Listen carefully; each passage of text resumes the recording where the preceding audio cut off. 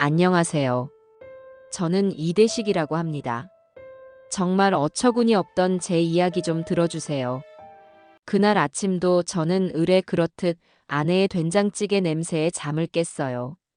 10년 넘게 써서 손때가 반질반질하게 밴 냄비에서 구수한 향이 피어오르는 참으로 평범하고도 행복한 아침이었지요.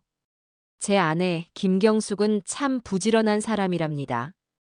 이른이 넘은 나이에도 새벽같이 일어나 당신의 남편인 저를 위해 그리고 하나뿐인 아들 내외를 위해 아침을 준비하는 것으로 하루를 시작했으니까요.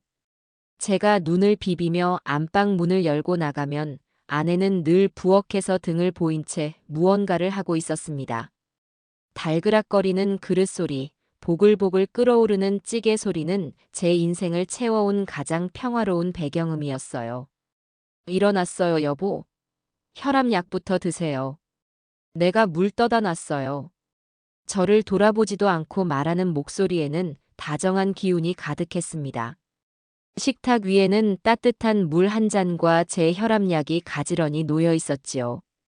저도 이제 이른이지만 아내 앞에만 서면 늘 챙김을 받는 어린애가 되는 기분이었어요. 그것이 싫지 않았습니다. 아니, 오히려 좋았지요. 이 세상에 나를 이렇게까지 챙겨주는 사람이 있다는 사실이 얼마나 든든한지 모릅니다. 알았어. 당신도 무릎 약 먹었어? 어제 보니까 계단 내려갈 때 좀 힘들어 보이던데. 제 말에 아내가 찌개를 젓던 국자를 내려놓고 저를 돌아보며 웃었어요. 세월의 흔적이 내려앉은 얼굴이었지만 제 눈에는 여전히 고운 사람이었습니다. 잔주름이 자글자글한 눈가에 담긴 온화한 미소는 지난 40년의 세월 동안 저를 지탱해준 가장 큰 힘이었지요. 내 걱정은 마요. 당신 건강이나 잘 챙겨요.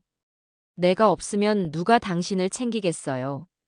아내는 그렇게 말하며 다시 찌개를 젓기 시작했습니다. 저는 그런 아내의 뒷모습을 잠시 바라보다가 식탁에 앉아 약을 입에 털어 넣었습니다. 아내가 끓인 된장찌개는 언제나 똑같은 맛을 냈어요. 너무 짜지도 너무 싱겁지도 않은 구수하면서도 깊은 맛. 젊은 시절 장모님이 끓여주시던 바로 그 맛을 아내가 신기할 정도로 똑같이 재현해내곤 했지요. 아들 용규와 며느리 지연이도 어머니의 된장찌개가 세상에서 제일 맛있다며 늘 엄지를 치켜 세우곤 했습니다. 지연이는 아직 안 일어났나? 피곤한가 보죠. 젊을 땐 잠이 보약이에요. 용규도 어제 늦게까지 일하는 것 같던데 더 잘하고 둬요. 이따가 일어나면 차려주면 되죠. 아내는 며느리에게도 참 다정한 시어머니였습니다. 요즘 세상에 저런 시어머니가 어디 있냐는 소리를 동네 사람들에게 종종 듣곤 했어요. 아내는 그저 웃으며 다 내 자식인데 예쁘지, 뭐가 힘들어요라고 말하곤 했지요. 저는 그런 아내의 어진 마음을 존경했습니다. 아침상이 차려지고 저희 두 사람은 마주 앉아 조용히 식사를 시작했습니다. 갓 지은 쌀밥에 된장찌개, 그리고 소박한 밑반찬 몇 가지. 진수성찬은 아니었지만 제게는 세상 그 어떤 음식보다 값진 식탁이었어요. 아내가 제 밥그릇 위에 잘 구워진 조기 한 점을 올려주었습니다. 많이 먹고 오늘 친구들 만난다면서 힘내서 다녀와요. 알았어. 당신이야말로 오늘 동생 집에 간다면서. 너무 무리하지는 말고. 네 몸부터 챙겨야지. 제 말에 아내의 얼굴에 잠깐 걱정스러운 빛이 스쳤습니다. 아내에게는 똑같이 생긴 쌍둥이 동생, 경자가 있었습니다. 젊었을 때부터 몸이 약하고 팔자가 사나워 아내는 늘 동생 걱정을 입에 달고 살았지요. 남편과 일찍 사별하고 홀로 지내는 처제가 안쓰럽다며 아내는 일주일에 한두 번씩은 꼭 처제 집에 들러 반찬이며 살림을 돌봐주고 오곤 했습니다. 어떨 때는 하룻밤을 꼬박 묵고 오기도 했지요. 저는 그런 아내의 우애 깊은 마음에 반대 한 번 한 적이 없었습니다. 오히려 힘들게 오가는 아내를 위해 처제의 집 근처까지 차를 태워다 주기도 했고요. 경자가 어제 전화했는데 몸이 영 안 좋은가 봐요. 김치도 다 떨어졌다 하고. 가서 김장 김치 좀 꺼내주고 밑반찬도 몇 가지 만들어주고 와야 마음이 편할 것 같아요. 오늘은 가서 자고 내일 아침에 올게요. 그래, 알았어. 가서 동생하고 맛있는 것도 사 먹고 그래. 여기 돈 있어. 제가 주머니에서 지갑을 꺼내 5만 원짜리 몇 장을 꺼내 건네자 아내는 손사래를 쳤습니다. 됐어요. 나 돈 있어요. 당신이나 친구들 만나서 맛있는 거 사드세요. 됐다고 하지 말고 받아. 자네 동생 좋아하는 과일이라도 사가. 얼른. 제 고집에 아내는 못 이기는 척 웃으며 돈을 받아 주머니에 넣었습니다. 그런 소소한 실랑이마저도 행복이었던 시절이었지요. 식사를 마치고 아내는 외출 준비를 시작했습니다. 처제에게 가져다 줄 반찬통을 가방에 챙겨 넣고 며느리와 아들이 먹을 저녁거리를 냉장고에 넣어두며 몇 번이고 제게 설명을 해주었습니다. 이건 저녁에 찌개 끓일 때 넣고 이건 밑반찬이니까 그냥 꺼내 먹으면 돼요. 용규 아범 오면 꼭 저녁 챙겨줘요. 알았어, 알았다고. 나도 이제 살림도사야. 걱정 말고 다녀와. 저는 웃으며 아내를 현관까지 배웅했습니다. 아내는 집을 나서기 전 제 옷깃을 한 번 더 여며주며 다녀오겠다는 인사를 남기고 떠났습니다. 저는 아내의 뒷모습이 골목을 돌아 완전히 사라질 때까지 한참을 그 자리에 서 있었어요. 왜 그랬을까요? 그날따라 아내의 뒷모습이 유난히 작아 보였던 것은 아내가 떠난 집은 텅 빈 것처럼 조용했습니다. 저는 약속 시간이 될 때까지 소파에 앉아 텔레비전을 보았지요. 오후가 되자 아들 내외가 방에서 나왔고 저는 친구들을 만나러 집을 나섰습니다. 오랜 친구들과 만나 회포를 풀고 저녁까지 먹고 들어오니 밤 9시가 훌쩍 넘은 시간이었습니다. 아들 내외는 거실에서 함께 텔레비전을 보고 있었지요. 다녀왔다. 아버님 오셨어요? 재미있게 노셨어요? 며느리가 살갑게 물었습니다. 저는 고개를 끄덕이고는 피곤하다며 방으로 들어와 자리에 누웠습니다. 아내가 없는 하룻밤은 늘 허전했지만 내일 아침이면 돌아올 사람이었기에 그 허전함마저도 익숙하게 받아들일 수 있었지요. 그렇게 잠이 들었을 때였을 겁니다. 요란한 전화벨 소리가 저를 깊은 잠에서 깨웠습니다. 머리맡에 둔 휴대폰 화면에는 처제라는 이름이 떠 있었습니다. 이 시간에 웬일일까 불길한 마음이 드는 것을 애써 누르며 전화를 받았습니다. 여보세요? 수화기 너머에서는 익숙한 처제의 목소리가 들려왔습니다. 그런데 평소에 차분한 목소리가 아니었어요. 거의 비명에 가까운 울음과 공포가 뒤섞인 목소리였습니다. 형부, 빨리요. 언니가 갑자기 쓰러졌어요. 그 말을 듣는 순간 제 심장이 쿵 하고 바닥으로 떨어지는 것 같았습니다. 잠이 순식간에 달아나고 온몸의 피가 차갑게 식는 기분이었어요. 뭐라고? 그게 무슨 소리야? 경숙이가 왜? 몰라요. 나랑 이야기하다가 갑자기 머리가 아프다고 하더니 그대로 쓰러졌어요. 형부, 빨리 좀 와주세요. 119 불러서 지금 병원 응급실로 가고 있어요. 저는 제대로 대답도 하지 못하고 전화를 끊었습니다. 손이 부들부들 떨려 옷을 입는 것조차 힘들었어요. 제 고함 소리에 놀라 뛰쳐나온 아들 내외에게 자초지종을 설명할 경황도 없었습니다. 네 엄마가 쓰러졌단다. 그 말만 간신히 외치고는 지갑만 챙겨 들고 집 밖으로 뛰쳐나갔습니다. 아들이 제 뒤를 따르며 어느 병원이냐고 소리쳐 물었고 저는 처제가 말해준 병원 이름을 외치며 무작정 택시를 잡아탔습니다. 병으로 가는 내내 저는 아무 생각도 할 수가 없었어요. 제발 아무 일도 아니기를. 그저 잠시 어지러워서 그랬던 것이기를.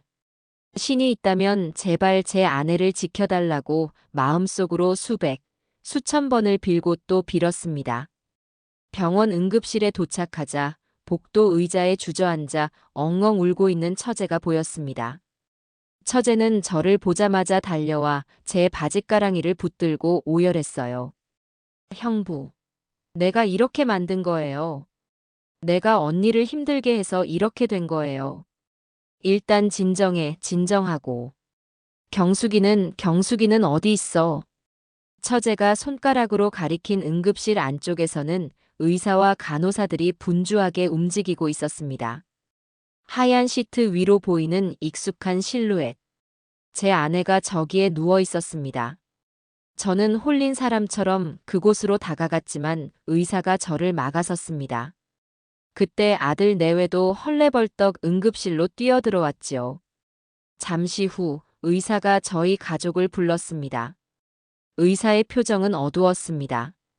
환자분은 병원 도착 당시 이미 의식이 없는 상태였습니다. 급성 뇌출혈입니다. 출혈량이 너무 많고 혈압도 너무 높아 손을 쓸 수가 없는 상태였습니다. 마음의 준비를 하셔야 할 것 같습니다. 정말 죄송합니다. 의사의 말이 마치 다른 세상 이야기처럼 들렸습니다. 마음의 준비라니요. 누구 마음대로 준비를 하라는 말입니까? 저는 의사의 멱살이라도 잡고 싶었지만 그럴 힘조차 없었어요. 다리에 힘이 풀려 그대로 바닥에 주저앉았습니다. 아들과 며느리의 비통한 울음소리가 응급실을 가득 메웠고 처제는 결국 혼절하고 말았습니다. 그렇게 제 아내는 제게 마지막 말 한마디 남기지 못하고 그날 밤 세상을 떠났습니다. 장례식은 어떻게 치렀는지 기억이 잘 나지 않아요. 그냥 눈앞이 온통 잿빛이었고 시간이 어떻게 흘러가는지조차 인지할 수 없었습니다.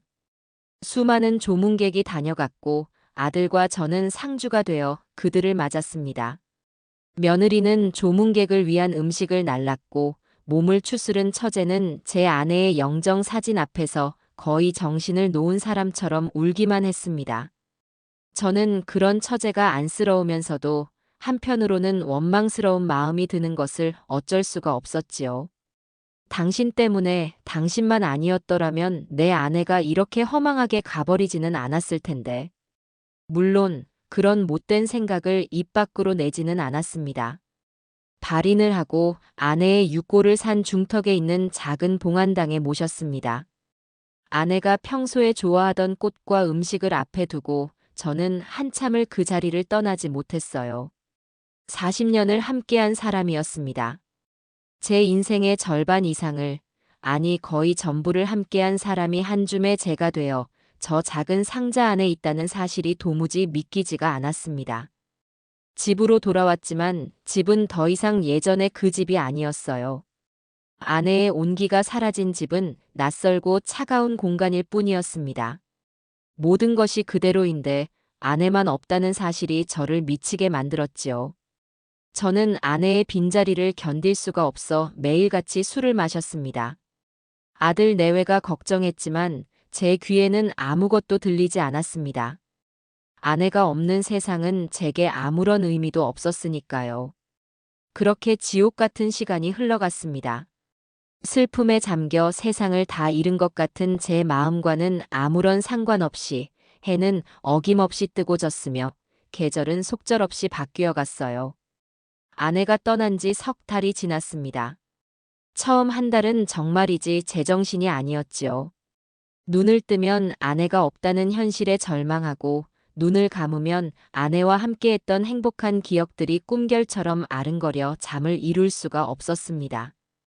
아들 용규와 며느리 지연이는 그런 저를 지극정성으로 돌봐주었어요. 식사 때가 되면 꼬박꼬박 밥상을 차려 제 방으로 가져다 주었고 밤이면 잠은 잘 주무시는지 불편한 곳은 없는지 살피고는 했습니다. 참으로 고마운 아이들이었지요. 하지만 그 어떤 위로도 그 어떤 음식도 텅 비어버린 제 마음을 채워주지는 못했습니다. 집안 구석구석 아내의 손길이 닿지 않은 곳이 없었습니다. 거실에 걸린 가족 사진 속에서 아내는 환하게 웃고 있었고 장식장 위에는 아내가 아끼던 찻잔 세트가 가지런히 놓여 있었지요. 안방 장롱을 열면 아내의 옷들이 아직 주인을 기다리는 듯 그대로 걸려 있었고 화장대 위에는 쓰다 만 화장품들이 아내의 채취를 희미하게 풍기고 있었습니다. 그 모든 것들이 살아있는 흉기가 되어 제 심장을 찌르는 것만 같았어요. 저는 결국 아내의 흔적을 견디지 못하고 아들 내외에게 아내의 유품을 정리해달라고 부탁했습니다. 며느리는 제 마음을 아는지 눈물을 글썽이며 고개를 끄덕였지요. 아버님, 너무 힘드시면 저희가 알아서 할게요. 아버님은 아무것도 신경 쓰지 마시고 기운만 차리세요.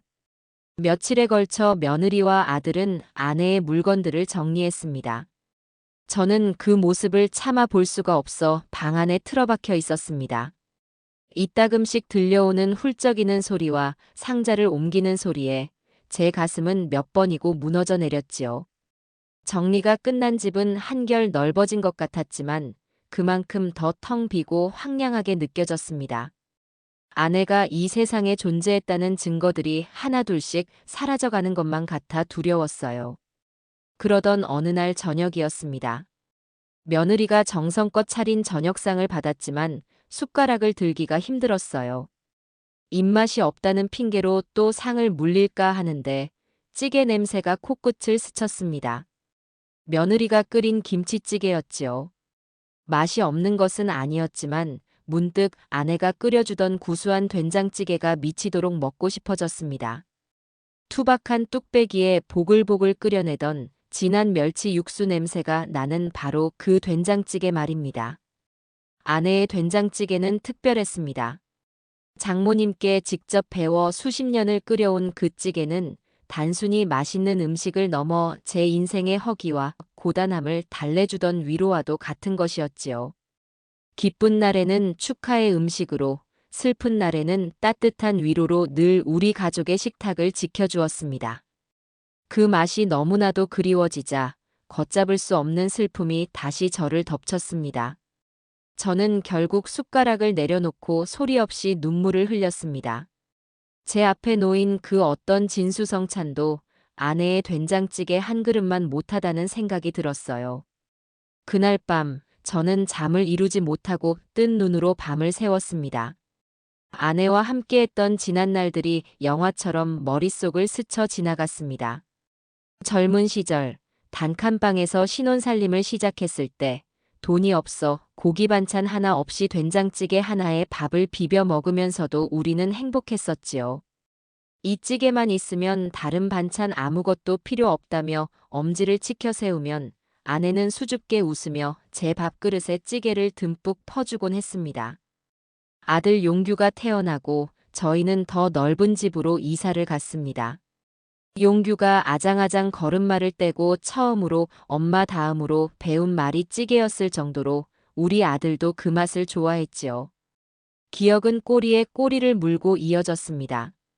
아들의 입학식 날, 졸업식 날, 군대에 가던 날, 그리고 결혼하던 날까지. 우리 가족의 모든 중요한 순간에는 늘 아내의 된장찌개가 함께했습니다. 그 찌개는 단순한 음식이 아니라 우리 가족의 역사 그 자체였던 겁니다. 이제는 다시는 그 맛을 볼 수 없다는 사실이 저를 절망하게 만들었습니다. 아, 내가 다시 한번 그 찌개를 먹을 수만 있다면 여한이 없을 텐데. 그런 부질없는 생각을 하며 뒤척이는데 문득 한 사람이 떠올랐습니다. 아내의 쌍둥이 동생, 경자였습니다. 처제는 아내와 얼굴만 닮은 것이 아니라 손맛까지도 꼭 닮아 있었습니다. 젊었을 때 처갓집에 가면 장모님과 두 자매가 함께 부엌에서 음식을 만들곤 했는데 누가 만들었는지 구분할 수 없을 정도로 맛이 비슷했지요. 아내가 죽고 나서 처제는 큰 충격을 받아 거의 사람을 만나지 않고 지냈습니다. 장례식 때 혼절한 이후로 저 역시 처제를 보면 아내가 떠올라 더 힘들 것 같아 애써 연락을 피하고 있었지요. 하지만 된장찌개에 대한 그리움이 너무나도 커지자 다른 모든 생각은 뒷전으로 밀려났습니다. 그래, 처제라면 언니의 맛을 기억하고 있을 거야. 그 맛을 다시 한번 느끼게 해줄 수 있을 거야. 그 생각이 들자 저는 더 이상 망설일 수가 없었습니다. 날이 밝으면 당장 처제에게 가봐야겠다고 결심했어요. 다음 날 아침, 저는 외출 준비를 서둘렀습니다. 제 기척에 잠이 깬 며느리가 어디 가시냐고 물었습니다. 응, 바람 좀 쐬고 오려고. 답답해서. 어디 가시는데요? 제가 모셔다 드릴까요? 아니다. 그냥 혼자 좀 걷고 싶어서 그래. 점심은 밖에서 먹고 들어올 테니 너희들끼리 챙겨 먹어라. 저는 처제 집에 간다는 말을 차마 할 수가 없었습니다. 아내가 죽은 지 얼마 되지도 않아 아내가 그토록 챙기던 동생을 제가 찾아간다는 것이 어쩐지 아내에게 미안한 마음이 들었기 때문이었지요. 아들 내외를 적당히 둘러대고 집을 나섰습니다. 처제의 집은 우리 집에서 버스로 1시간 정도 걸리는 거리에 있었습니다. 버스 창밖으로 스쳐 지나가는 풍경을 보며 저는 아내와 처제에 대한 생각에 잠겼습니다. 똑같이 생겼지만 두 사람의 인생은 참으로 달랐습니다. 아내가 평탄하고 무난한 삶을 살아왔다면 처제는 늘 바람 잘 날 없는 인생을 살았지요. 일찍 남편을 잃고 변변한 직업도 없이 홀로 힘겹게 살아왔습니다. 그래서 아내는 늘 동생을 가엾게 여겼고 자신의 것을 나누어 주지 못해 안달이 나 있었지요. 그런 아내의 마음을 알기에 저 또한 처제를 내 동생처럼 여기며 챙겨주곤 했습니다. 버스에서 내려 처제의 집으로 향하는 골목길을 걸었습니다. 익숙한 길이었습니다. 아내가 살아있을 때 처제 집에 데려다 주러 몇 번 와봤던 곳이었지요. 올 때마다 아내는 제 손을 잡고 고마워요, 여보.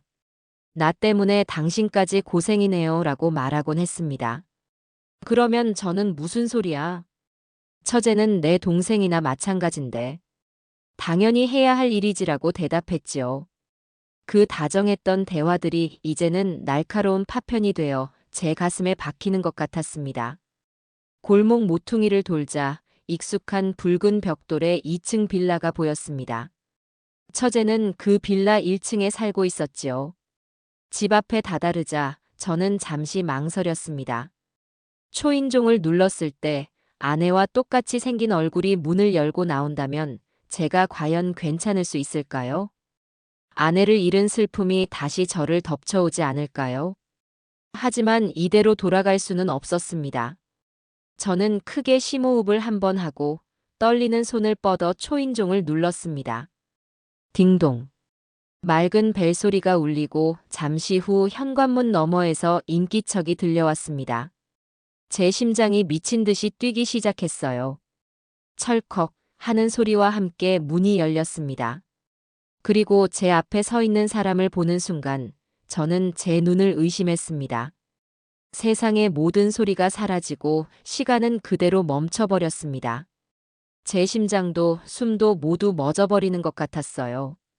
제 앞에는 처제 김경자가 아닌 제 아내 김경숙이 서 있었습니다.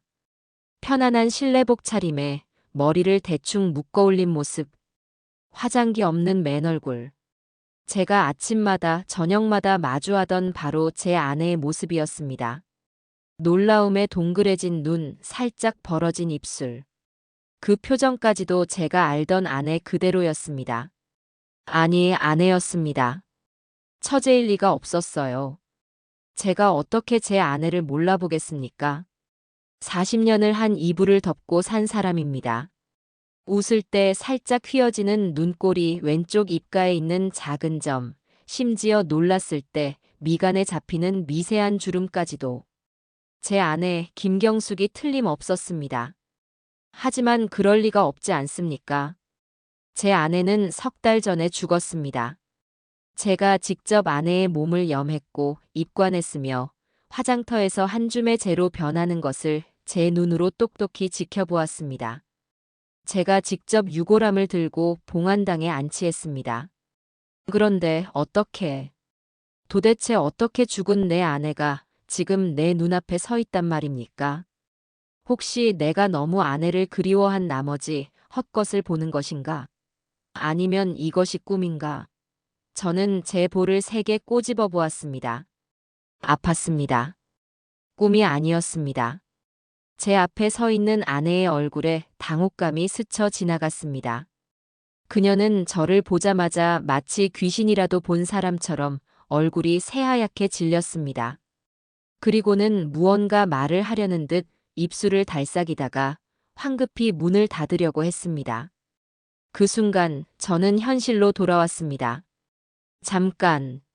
저는 거의 반사적으로 손을 뻗어 닫히는 문을 잡았습니다. 문틈으로 보이는 아내의 눈이 공포로 흔들리고 있었어요. 저는 온몸이 부들부들 떨리는 것을 느꼈습니다. 머릿속이 터져버릴 것 같았고 심장은 갈비뼈를 부수고 튀어나올 것처럼 격렬하게 뛰었습니다. 이 상황을 도저히 이해할 수가 없었습니다. 혼란과 충격, 공포와 그리움이 뒤섞인 감정이 제 안에서 폭풍처럼 휘몰아쳤습니다.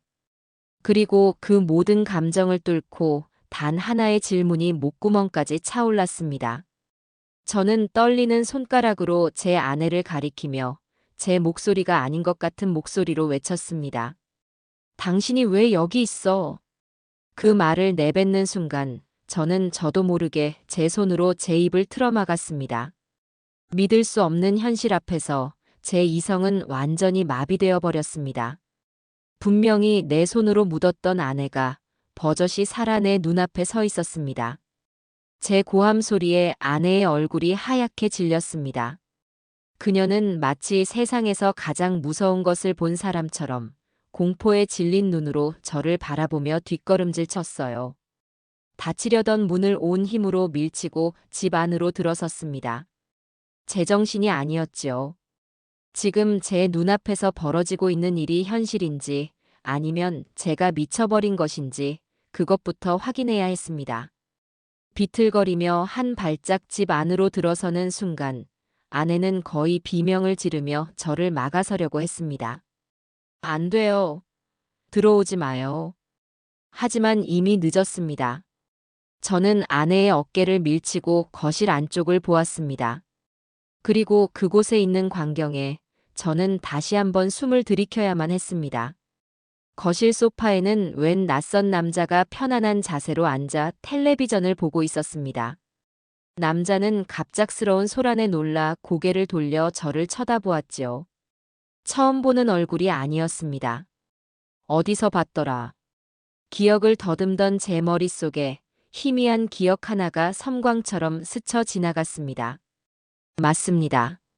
처제 집 바로 앞 골목에 있는 작은 슈퍼마켓. 그곳 계산대에 늘 앉아있던 사장이었습니다. 아내가 살아있을 때 처제 집에 데려다 주러 왔다가 몇 번 얼굴을 본 적이 있었지요. 그저 평범한 동네 슈퍼 사장이라고만 생각했는데 그 남자가 왜 이 시간에 제 처제의 집에 제 아내와 함께 있단 말입니까?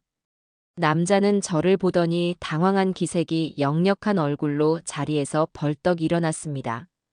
아내는 이제 모든 것을 포기했다는 듯 창백한 얼굴로 바닥만 내려다보고 있었어요. 저는 아내와 슈퍼 사장을 번갈아 쳐다보았습니다. 그리고 그 두 사람 사이에 흐르는 미묘하고도 어색한 기류 속에서 저는 감히 상상조차 해본 적 없는 끔찍한 진실의 윤곽을 어렴풋이 느끼기 시작했습니다. 머릿속에서 수만 가지의 퍼즐 조각들이 제멋대로 떠다니다가 이내 하나의 끔찍한 그림으로 맞춰지기 시작했습니다. 설명해. 이게 다 무슨 상황인지 설명하라고. 제 목소리는 분노와 배신감으로 갈라져 나왔습니다. 아내는 고개를 푹 숙인 채 아무 말도 하지 않았습니다. 대신 소파에 앉아있던 슈퍼 사장이 우물쭈물하며 입을 열었습니다. 저 선생님, 일단 앉아서 이야기하시죠. 오해가 있으신 것 같은데. 오해? 지금 이 상황을 보고도 오해라는 말이 나와. 당신이 누군데 내 아내랑 한 집에 있어. 그리고 당신은 죽었다던 당신은 왜 여기 버젓이 살아있는 거냐고. 저는 아내를 향해 울부짖었습니다. 그러자 아내는 고개를 들어 저를 똑바로 쳐다보았습니다. 그런데 그 눈빛이 이상했습니다. 제가 알던 아내의 눈빛이 아니었어요. 늘 온화하고 다정했던 그 눈에는 이제는 체념과 함께 일말의 냉소마저 흐르고 있었습니다. 마치 모든 것이 귀찮다는 듯한, 혹은 모든 것이 끝났으니 될 대로 되라는 식의 그런 눈빛이었지요.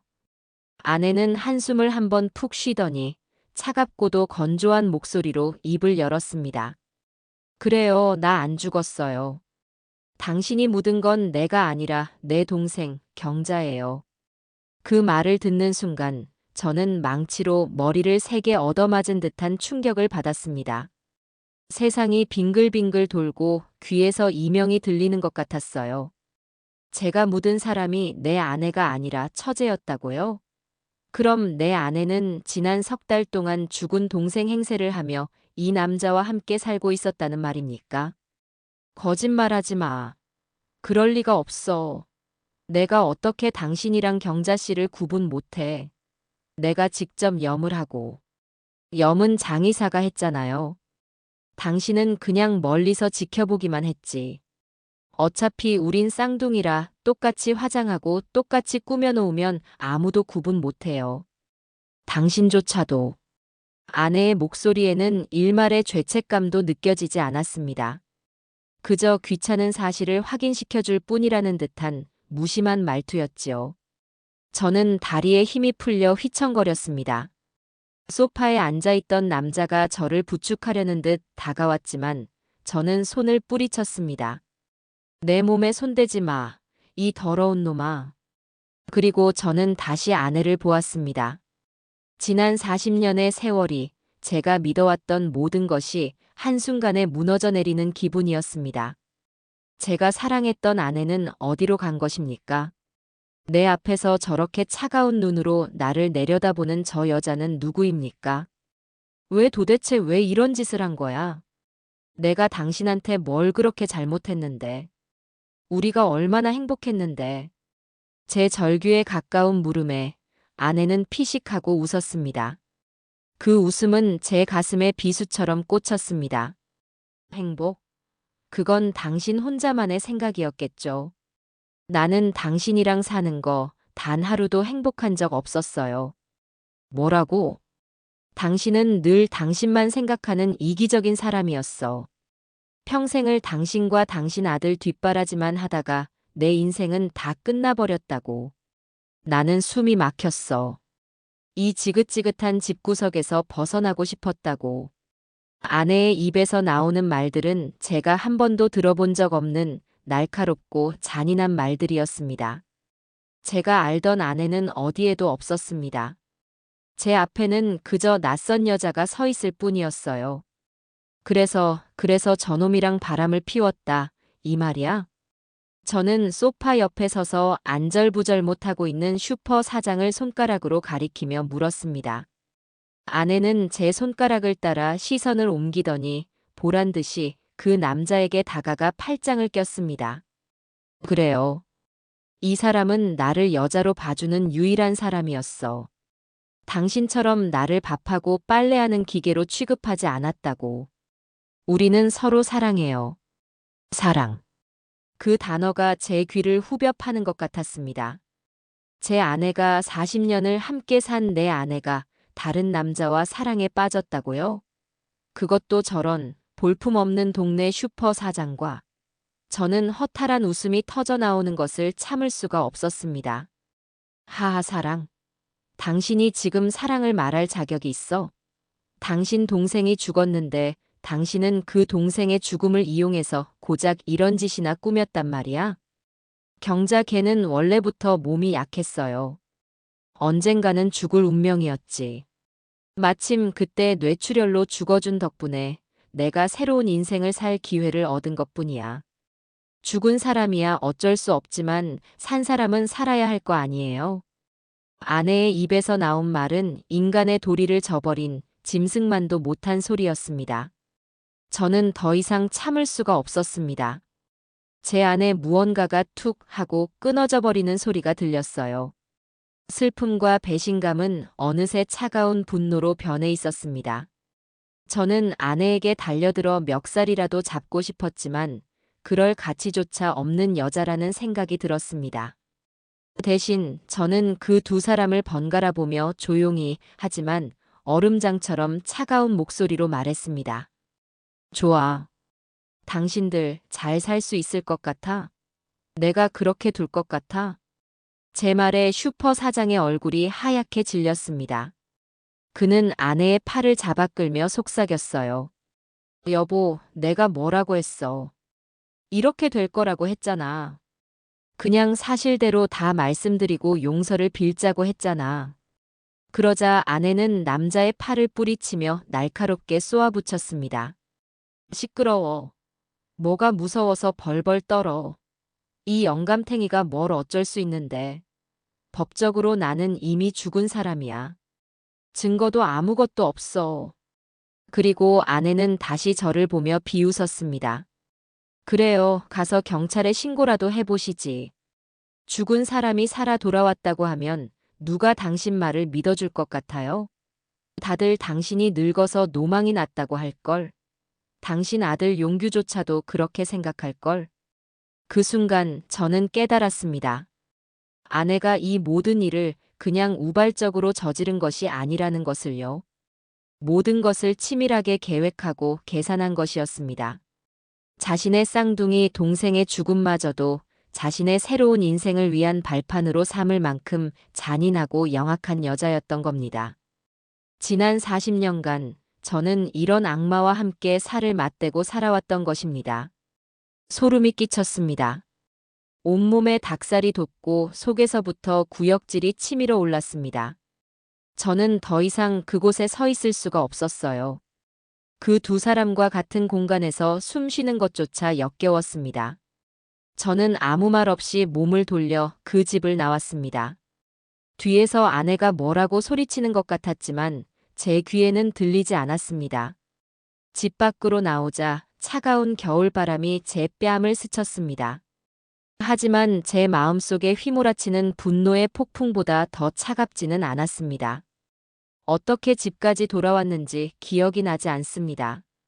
정신을 차려보니 저는 텅 빈 거실 소파에 멍하니 앉아 있었습니다.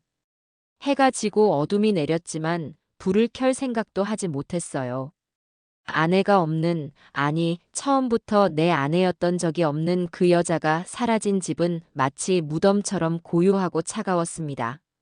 저는 소파에 앉아 제가 지금까지 살아온 인생을 송두리째 부정당한 그 기막힌 현실을 곱씹고 또 곱씹었습니다. 행복했던 기억들, 다정했던 아내의 미소, 그 모든 것이 이제는 역겨운 위선과 거짓으로밖에 느껴지지 않았습니다. 저는 배신당했습니다. 제 인생 전부를 걸고 사랑했던 여자에게, 그리고 제 인생 자체에게 철저하게 배신당한 것입니다. 그때 현관문이 열리고 아들 내외가 들어왔습니다. 장을 보고 오는 길인지 두 사람의 손에는 장바구니가 들려 있었지요. 저를 발견한 며느리가 걱정스러운 목소리로 물었습니다. 아버님, 왜 불도 안 켜고 여기 앉아 계세요? 어디 편찮으세요? 저는 아무 대답도 하지 않았습니다. 아니, 할 수가 없었어요. 지금 제 머릿속은 오직 한 가지 생각으로 가득 차 있었습니다. 저 아이들은 내 아들 용규와 며느리 지연이는 이 사실을 알고 있었을까? 혹시 저 아이들마저도 저를 속인 공범은 아닐까? 상상하고 싶지 않았지만 아내가 마지막에 내뱉었던 말이 독처럼 제 머릿속에 퍼져나가고 있었습니다. 당신 아들 용규조차도 그렇게 생각할걸? 그 말의 의미는 무엇이었을까요? 그날 밤 저는 한숨도 자지 못했습니다. 안방 침대에 누웠지만 그곳은 더 이상 편안한 안식처가 아니었어요. 바로 옆자리에서 수십 년간 잠들어 있던 여자가 사실은 나를 기만하고 다른 남자를 품어온 악마였다는 사실이 저를 끊임없이 괴롭혔습니다. 눈을 감으면 아니 그 여자의 차가운 눈빛과 비웃음이 떠올랐고 귀를 막아도 나는 당신과 사는 게 행복한 적 없었다는 잔인한 목소리가 환청처럼 들려왔습니다. 분노와 배신감에 온몸이 떨렸고 심장이 터져버릴 것만 같았어요. 당장이라도 다시 그 집으로 달려가 두 연놈의 머리채를 잡고 길바닥에 끌어내고 싶은 충동이 몇 번이고 치밀어 올랐습니다. 하지만 그럴 수는 없었습니다. 그 여자의 마지막 말이 제 이성을 붙들고 있었기 때문입니다. 법적으로 나는 이미 죽은 사람이야. 증거도 아무것도 없어. 그래요. 그 여자의 말대로였습니다. 감정적으로 날뛰어봤자 저만 늙고 병든 노망난 늙은이 취급을 받을 것이 뻔했습니다. 지금 저에게 필요한 것은 분노의 표출이 아니라 차가운 이성과 치밀한 계획이었습니다. 저는 어둠 속에서 눈을 뜬 채 밤새도록 생각하고 또 생각했습니다. 그리고 동이 트기 시작할 무렵 저는 마침내 결심을 굳혔습니다. 복수. 내 인생을 송두리째 짓밟은 저들을 내 손으로 직접 심판하리라.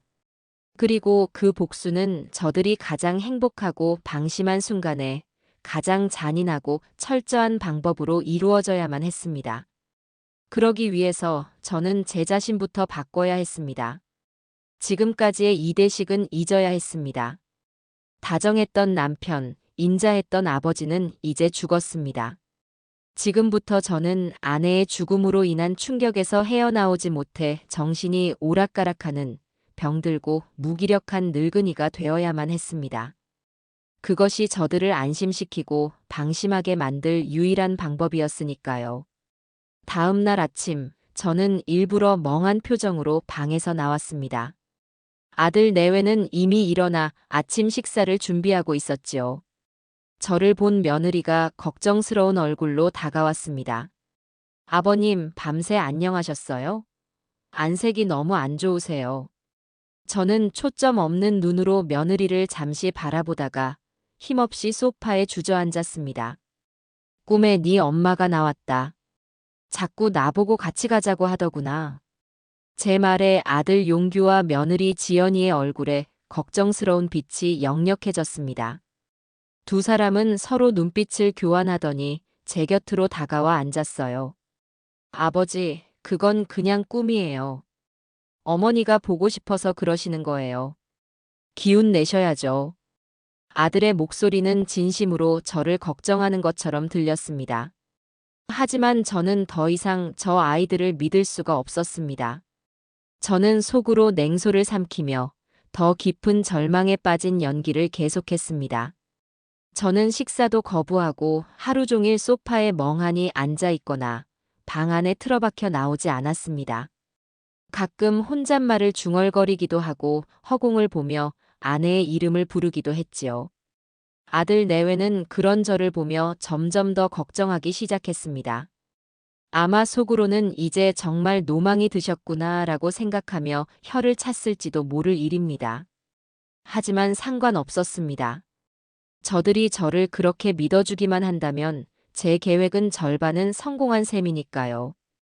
그렇게 며칠 동안 완벽하게 무기력한 늙은이 연기를 한 뒤 저는 계획의 첫 단계를 실행에 옮기기로 했습니다. 제게는 젊은 시절부터 아주 가깝게 지내온 친구가 하나 있습니다.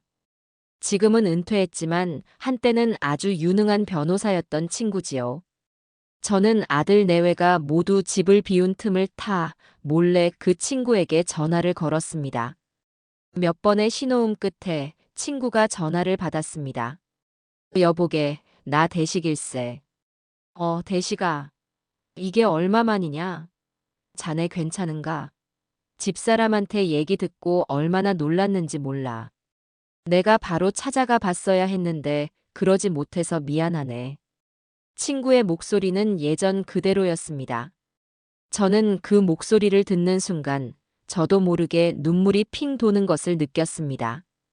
이 세상에 아직 내 편이 남아있다는 사실이 얼마나 큰 위안이 되었는지 모릅니다. 아닐세, 와주지 않은 게 오히려 다행이야. 자네에게 내가 할 말이 있네. 아주 길고 믿기 힘든 이야기가 될 걸세. 저는 수화기를 붙들고 지난 며칠간 제가 겪었던 기막힌 일들을 모두 털어놓았습니다. 죽은 줄 알았던 아내가 살아있었다는 사실부터 그녀의 불륜과 사기극, 그리고 저를 기만했던 모든 일들까지. 제 이야기를 듣는 동안 친구는 아무 말 없이 잠자코 들어주었습니다. 제가 모든 이야기를 마치자 친구는 한동안 침묵을 지켰습니다. 그리고 이내 깊은 한숨과 함께 입을 열었습니다. 이런 말도 안 되는 일이. 자네 정말 괜찮은 건가? 괜찮지 않네. 하지만 무너질 수는 없어. 내가 저것들을 내 손으로 직접 처단하기 전까지는. 제 목소리에 담긴 서늘한 분노를 느꼈는지 친구는 더 이상 저를 위로하려 들지 않았습니다.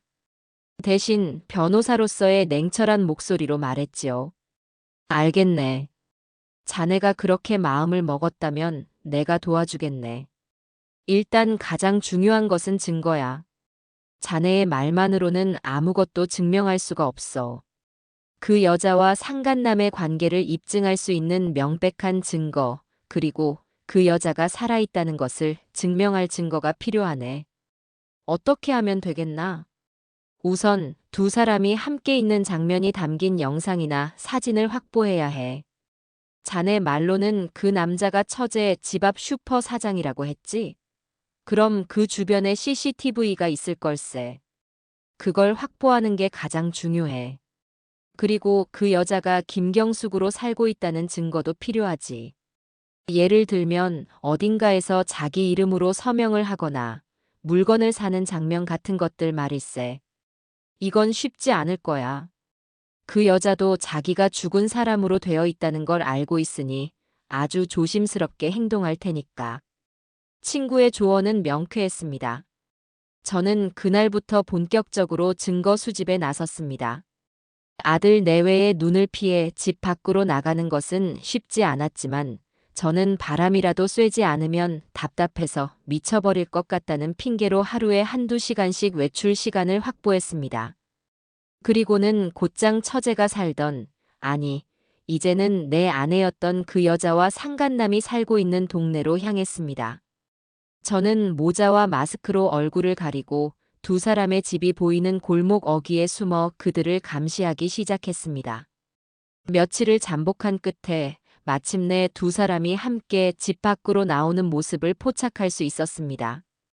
두 사람은 주위 시선을 전혀 의식하지 않고 다정하게 팔짱을 낀 채 슈퍼마켓으로 향했습니다. 저는 떨리는 손으로 휴대폰을 꺼내 그 모습을 동영상으로 촬영했습니다. 렌즈 너머로 보이는 두 사람의 행복한 모습에 제 속은 다시 한번 분노로 들끓었지요. CCTV를 확보하는 것은 더 어려운 일이었습니다. 슈퍼마켓은 상간남의 가게였으니 제가 직접 들어가 영상을 요구할 수는 없는 노릇이었습니다. 저는 친구의 조언에 따라 심부름센터에 의뢰하여 전문가의 도움을 받기로 했습니다. 그리고 며칠 후 심부름센터 직원에게서 연락이 왔습니다. 슈퍼마켓 주변 상가와 골목길에 설치된 CCTV 영상을 모두 확보했다는 것이었습니다.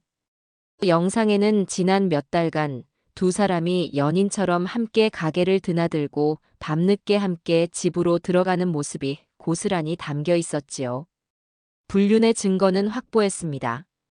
이제 남은 것은 그 여자가 살아있다는 결정적인 증거와 또 다른 공범의 존재를 밝혀내는 것이었습니다.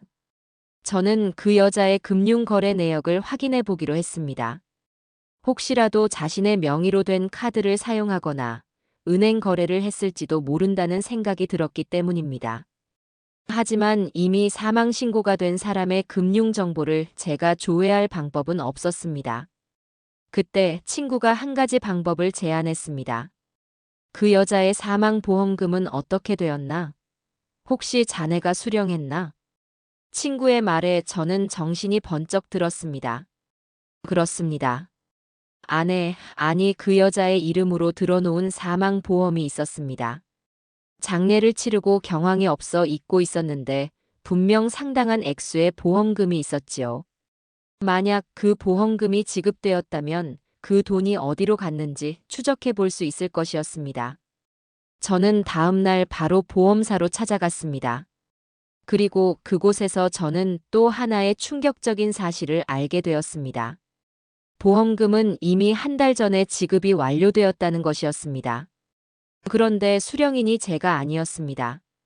법적 상속인인 저와 아들 용규가 아닌 보험 계약 당시 수익자로 지정되어 있던 김경자, 바로 죽은 처제의 계좌로 입금되었다는 것이었습니다. 그리고 그 돈은 입금된 당일 전액 현금으로 인출되어 사라진 뒤였습니다. 말도 안 되는 일이었습니다. 수익자가 사망한 경우 보험금은 법적 상속인에게 지급되는 것이 원칙입니다. 그런데 어떻게 죽은 처제의 계좌로 돈이 들어갈 수 있었을까요? 저는 은행으로 달려가 처제의 계좌 거래 내역을 확인했습니다. 그리고 그곳에서 저는 제 인생 최악의 배신과 마주해야만 했습니다. 처제의 계좌에서 인출된 거액의 현금은 며칠에 걸쳐 여러 개의 다른 계좌로 나뉘어 입금되었습니다. 그중 하나는 상간남인 슈퍼 사장의 계좌였습니다. 그리고 나머지 돈이 입금된 계좌의 주인은 바로 제 아들 이용규와 제 며느리 김지연이었습니다. 온몸에서 피가 빠져나가는 기분이었습니다. 세상이 무너진다는 것이 바로 이런 느낌일까요? 아내에게 배신당했을 때와는 비교도 되지 않는 심장이 갈갈이 찢기는 듯한 고통이 저를 덮쳤습니다. 내 아들이, 내가 목숨보다 사랑하는 내 아들 용규가 제 어미의 불륜과 사기 행각에 동참했다는 말입니까? 고작 그 더러운 돈 몇 푼 때문에 이 아비를 속이고 제 어미의 죽음을 방관했다는 말입니까? 저는 은행 창구 앞에서 그대로 주저앉아 버렸습니다. 눈물이 비 오듯 쏟아졌습니다. 믿을 수가 없었습니다. 아니, 믿고 싶지 않았습니다. 하지만 서류에 찍힌 아들의 이름과 계좌번호는 너무나도 선명한 현실이었습니다. 아내가 마지막에 했던 말의 의미를 저는 이제야 완전히 깨달았습니다. 당신 아들 용규조차도 그렇게 생각할걸? 그래요. 내 아들은 처음부터 모든 것을 알고 있었던 것입니다. 저는 넋이 나간 사람처럼 은행을 나와 집으로 향했습니다. 이제 제게 남은 것은 아무것도 없었습니다. 사랑하는 아내도 믿었던 아들마저도 제게 등을 돌렸습니다. 저는 세상에 홀로 남겨진 것입니다. 하지만 이상하게도 눈물은 더 이상 나지 않았습니다. 슬픔이 극에 달하면 분노조차도 느껴지지 않는다는 것을 그때 처음 알았습니다. 제 마음속은 그저 텅 비어버렸습니다. 그리고 그 텅 빈 공간을 차갑고도 단단한 무언가가 채우기 시작했습니다. 그것은 복수심보다도 더 지독하고 증오보다도 더 깊은 것이었습니다.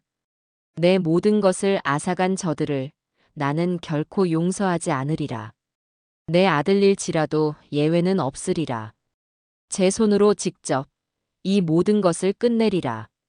집으로 돌아오는 길, 제 얼굴에는 아무런 표정도 없었지만 제 눈은 지옥의 불길보다도 더 뜨겁게 타오르고 있었습니다. 은행을 나선 순간부터 제 주변의 모든 세상은 색을 잃었습니다. 회색빛 아스팔트, 무채색의 건물들, 표정 없이 스쳐 지나가는 사람들. 모든 것이 흐릿하고 의미 없는 풍경처럼 보였지요. 제 눈에는 오직 한 가지, 은행 서류 위에 선명하게 찍혀 있던 내 아들, 이용규의 이름만이 아른거렸습니다. 아내였던 그 여자의 배신은 제 심장을 도려냈지만 아들의 배신은 그 위에 소금을 뿌리고 불을 지르는 것과 같았어요. 제 전부였던 세상이 제가 평생을 바쳐 쌓아 올린 가족이라는 성이 사실은 모래 위에 지어진 거짓의 성이었다는 것을 깨달은 순간이었습니다. 어떻게 집으로 돌아왔는지 모릅니다. 현관문을 열고 들어서자 며느리 지연이가 거실을 청소하다가 저를 보고는 활짝 웃으며 다가왔습니다. 예전 같았으면 그 살가운 미소에 저도 따라 웃어주었을 테지만 이제 그 미소는 제게 뱀의 미소처럼 교활하고 역겹게만 보였지요. 아버님, 이제 오세요? 시장에라도 다녀오셨어요? 저는 아무 대답 없이 며느리를 스쳐 지나갔습니다. 제 싸늘한 태도에 며느리의 얼굴에 잠깐 당혹스러운 빛이 스쳤지만 이내 또 상심이 깊으셔서 저러시나 보다 하고 넘기는 눈치였습니다. 저는 제 방으로 들어가 문을 잠갔습니다. 방 안의 공기가 저를 짓누르는 것만 같았어요. 저는 벽에 걸린 가족 사진을 보았습니다. 몇 년 전 제 칠순 잔치 때 찍은 사진이었지요. 사진 속에서 저는 아내와 함께 가운데에 앉아 있었고 아들 내외는 저희 뒤에 서서 환하게 웃고 있었습니다. 세상에서 가장 행복한 가족의 모습. 하지만 이제 보니 저 사진은 한 장의 완벽한 위선 덩어리일 뿐이었습니다. 저 미소 뒤에, 저 다정한 모습 뒤에 나를 향한 이토록 끔찍한 배신과 음모가 숨어 있었다니. 저는 사진을 벽에서 떼어내 액자를 바닥에 내동댕이 쳤습니다. 와장창 하고 유리가 깨지는 소리가 요란하게 울렸지만 제 심장이 부서지는 소리에 비하면 아무것도 아니었지요. 저는 깨진 유리 조각들을 보며 결심했습니다. 아들 또한 용서의 대상이 될 수 없다고. 아니, 아들이기에 더욱 용서할 수 없다고. 제 손으로 직접 확인해야만 했습니다. 제 아들이 정말 돌이킬 수 없는 선을 넘어버린 것인지, 일말의 죄책감이나 인간으로서의 도리마저 저버린 것인지, 저는 놈의 입에서 직접 그 사실을 확인하고 싶었습니다. 그러기 위해서는 또 한 번의 연기가 필요했지요. 그날 저녁, 저는 작정하고 술을 마셨습니다. 아내가 죽고 나서 매일같이 마시던 술이었지만 이날은 달랐습니다. 슬픔 때문이 아니라 오직 연기를 위한 술이었지요. 거실에서 아들 내외와 함께 저녁을 먹는 둥 마는 둥 하다가 저는 일부러 소주병을 들고 와 홀로 잔을 채우기 시작했습니다. 아버님, 그만 드세요. 몸 상하세요. 며느리가 걱정스러운 말투로 저를 말렸지만 저는 뿌리쳤습니다. 내버려둬라. 술이라도 마시지 않으면 내가 미쳐버릴 것 같으니. 저는 몇 잔을 연거푸 들이켜고는 일부러 혀가 꼬인 목소리로 아들의 이름을 불렀습니다. 용규야. 내 아들아. 내 아버지. 왜 그러세요? 네 엄마가 너무 보고 싶구나. 내가 네 엄마한테 참 못해준 것만 같아서 마음이 너무 아프다, 아들아. 저는 눈가를 손등으로 훔치는 신용을 했습니다. 제 처절한 연기에 아들 내외의 얼굴에는 안쓰러운 표정이 가득했지요. 저는 바로 그때가 기회라고 생각했습니다. 저는 품 안에 숨겨두었던 사진 한 장을 꺼내 테이블 위에 올려놓았습니다. 낮에 심부름센터 직원을 통해 받은 아내였던 그 여자와 슈퍼 사장이 다정하게 팔짱을 끼고 가게 안으로 들어가는 CCTV 캡처 사진이었습니다. 내가 네 엄마 유품을 정리하다가 이걸 발견했다.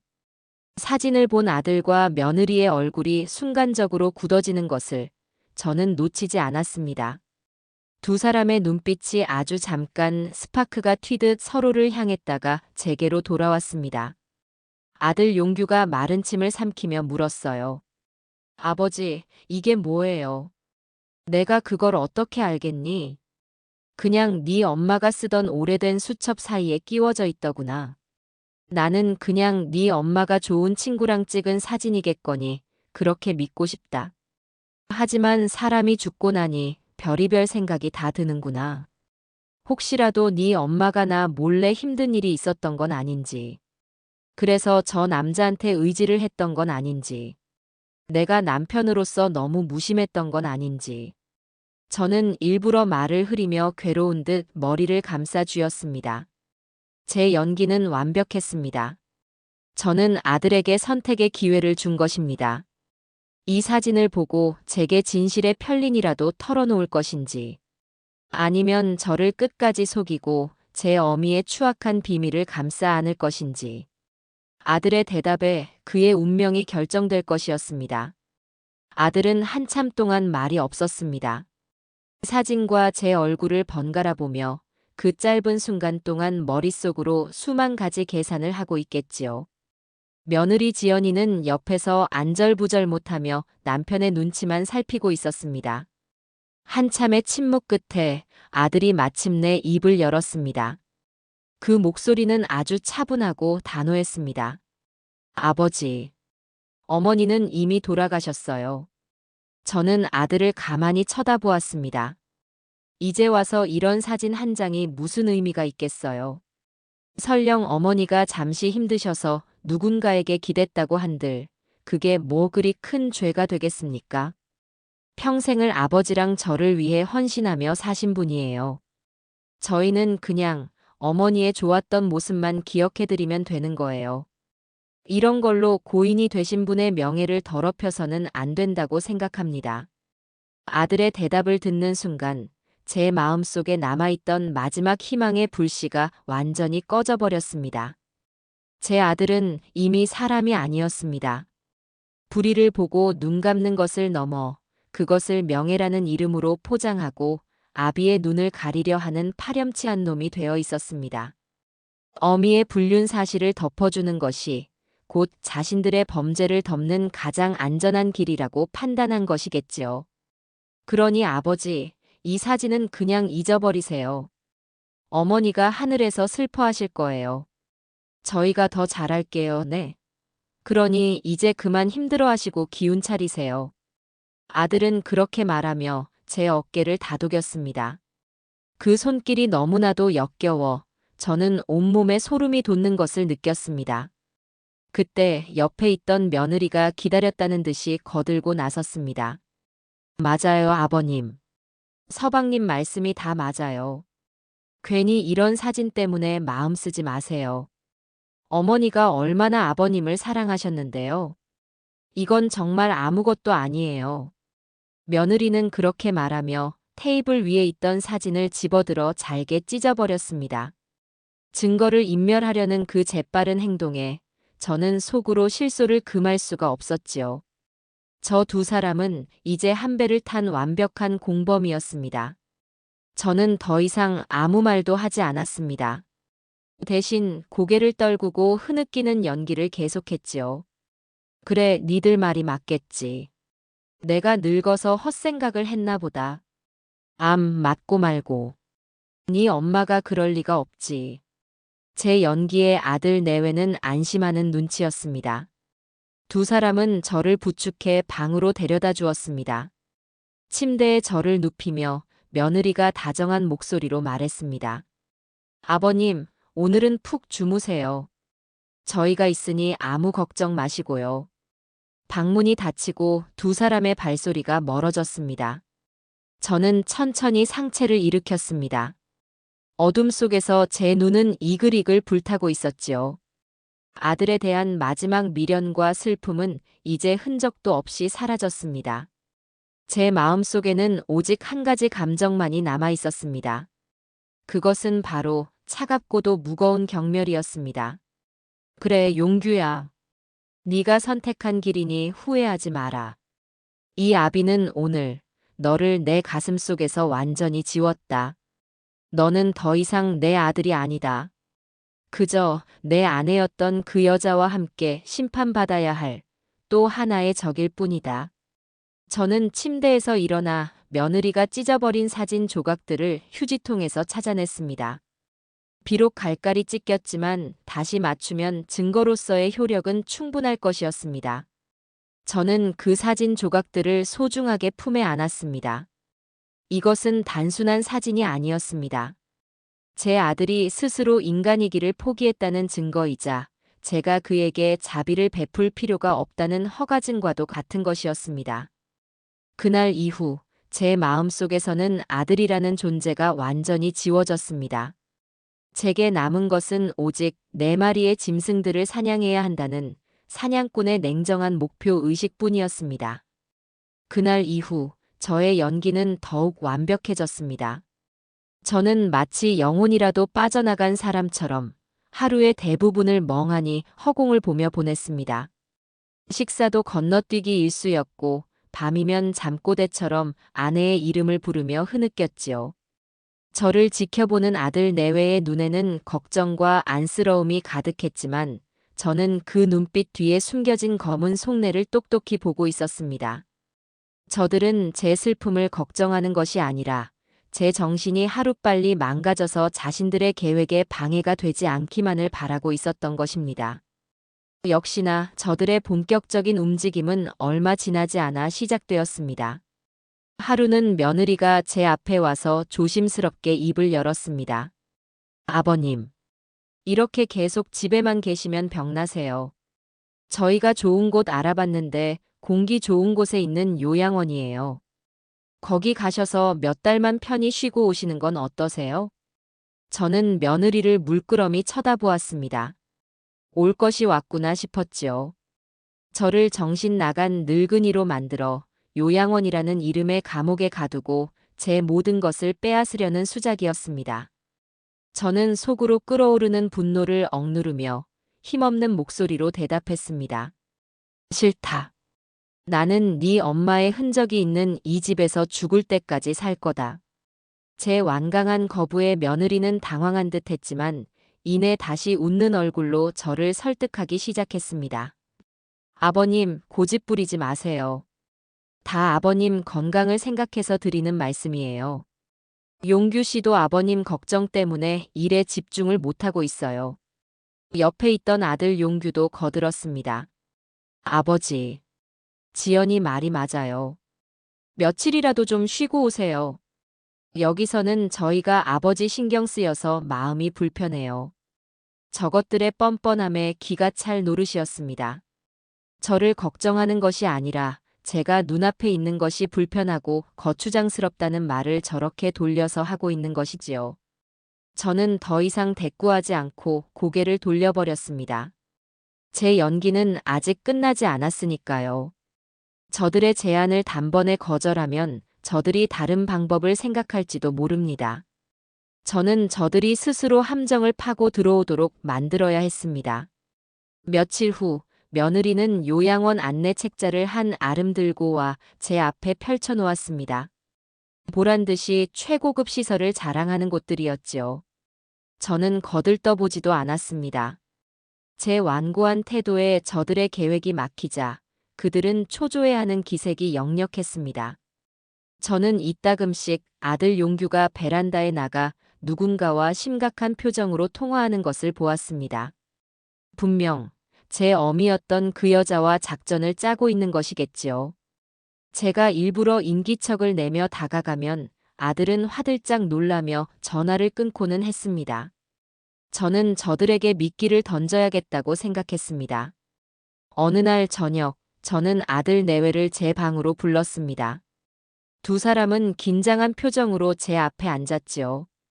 저는 일부러 마른 기침을 몇 번 하고는 쇠약한 목소리로 입을 열었습니다. 내가 며칠 동안 곰곰이 생각을 해봤다. 니들 말이 맞는 것 같구나. 내가 이렇게 계속 버티는 것이 너희들에게 짐만 되는 것 같다. 나도 이제 다 지쳤다. 모든 걸 내려놓고 싶구나. 제 말에 아들 내외의 얼굴에 순간적으로 화색이 도는 것을 저는 똑똑히 보았습니다. 며느리가 짐짓 슬픈 표정을 지으며 제 손을 잡았습니다. 아버님, 그런 말씀 마세요. 저희가 짐이라니요. 아니다. 사실이다. 네 엄마가 남겨준 재산도 있고 내가 평생 모은 돈도 있는데 이제는 그걸 관리할 기운도 정신도 없구나. 네 엄마가 살아있을 때 모든 걸 용규 앞으로 해줬어야 했는데 내가 미련했다. 저는 깊은 한숨을 내쉬었습니다. 그러자 옆에서 듣고 있던 아들 용규가 기다렸다는 듯이 말했습니다. 아버지, 재산 같은 건 저희는 괜찮아요. 아버지만 건강하시면 돼요. 참으로 가증스러운 위선이었습니다. 저는 속으로 코웃음을 치며 마지막 결정타를 날렸습니다. 아니다. 내가 결정했다. 내 모든 재산을 너희들에게 넘겨주마. 그리고 나는 조용한 곳으로 가서 네 엄마를 따라갈 준비나 해야겠다. 그 말을 끝으로 저는 괴로운 듯 눈을 감았습니다. 잠시 동안 방 안에는 무거운 침묵이 흘렀습니다. 아들 내외는 저들의 귀를 의심하고 있겠지요. 자신들의 계획이 이렇게 쉽게 성공하리라고는 상상도 못했을 겁니다. 잠시 후 며느리가 조심스럽게 입을 열었습니다. 아버님 정말 괜찮으시겠어요? 괜찮고 말고. 이제는 정말 다 부질없다. 그러니 너희들이 알아서 나를 위해 일 잘 처리해다오. 변호사도 부르고 필요한 서류도 다 준비하거라. 나는 그저 도장만 찍어주면 되는 게 아니냐? 제 말이 끝나자마지자 아들 내외는 더 이상 기쁨을 숨기지 못했습니다. 두 사람은 거의 울먹이며 제게 고맙다고 평생 잘 모시겠다고 말했습니다. 저는 그들의 위선적인 연극을 지켜보았습니다. 덫은 놓였습니다. 이제 저 탐욕스러운 짐승들이 스스로 덫 안으로 걸어 들어오기만 기다리면 되는 것이었습니다.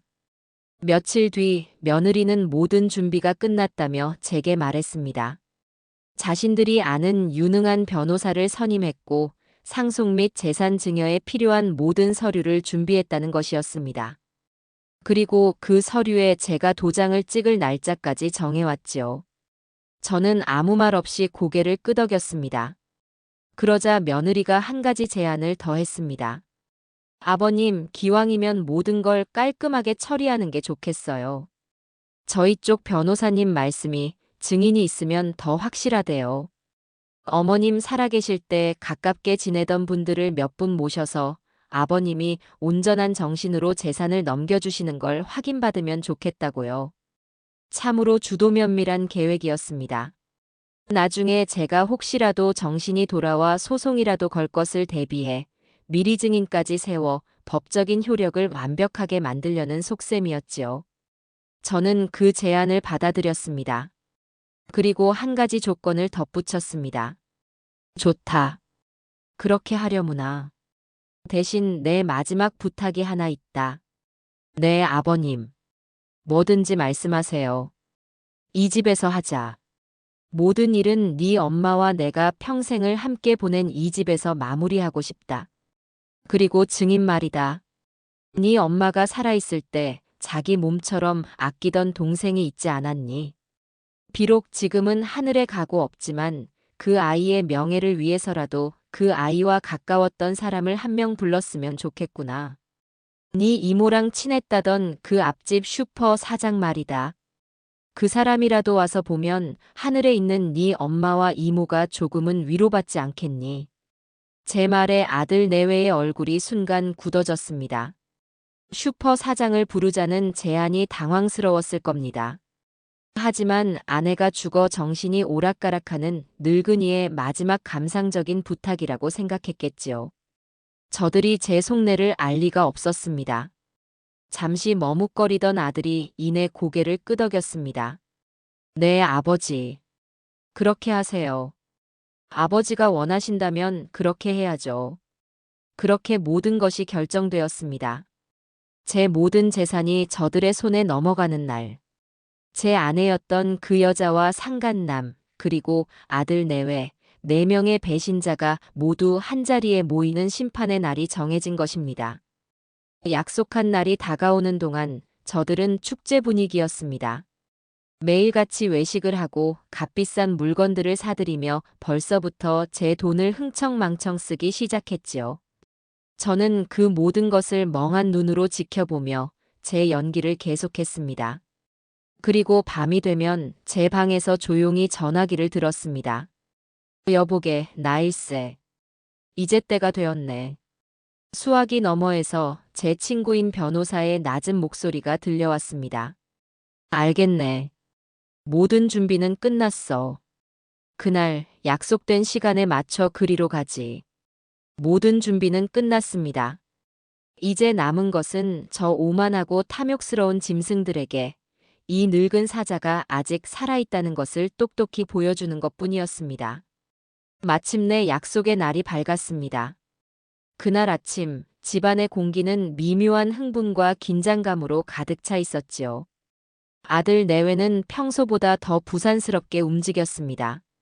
며느리는 아침부터 최고급 한정식 집에서 배달시킨 음식들로 상을 차렸고 아들은 비싼 양복을 차려입고 머리에 기름까지 발랐습니다.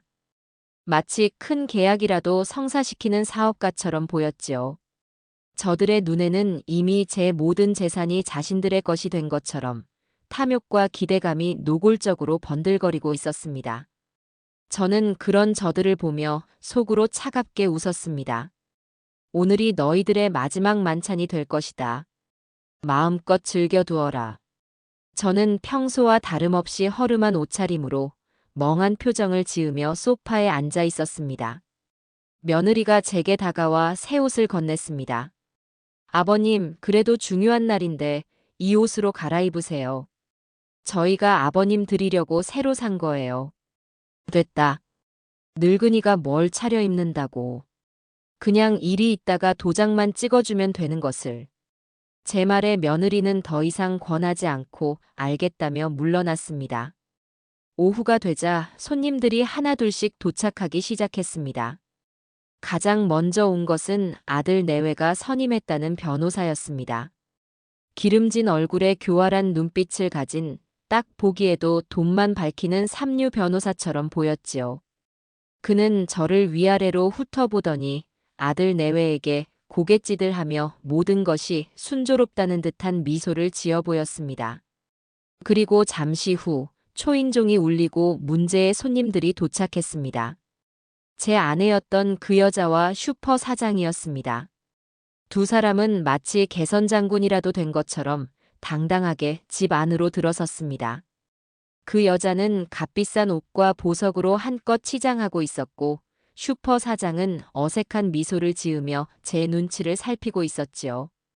아들 내외는 두 사람을 아주 귀한 손님처럼 맞이했습니다. 어머, 이모. 오셨어요. 아이고, 사장님도요. 어서 오세요. 며느리는 그 여자를 이모라고 부르며 살갑게 굴었습니다.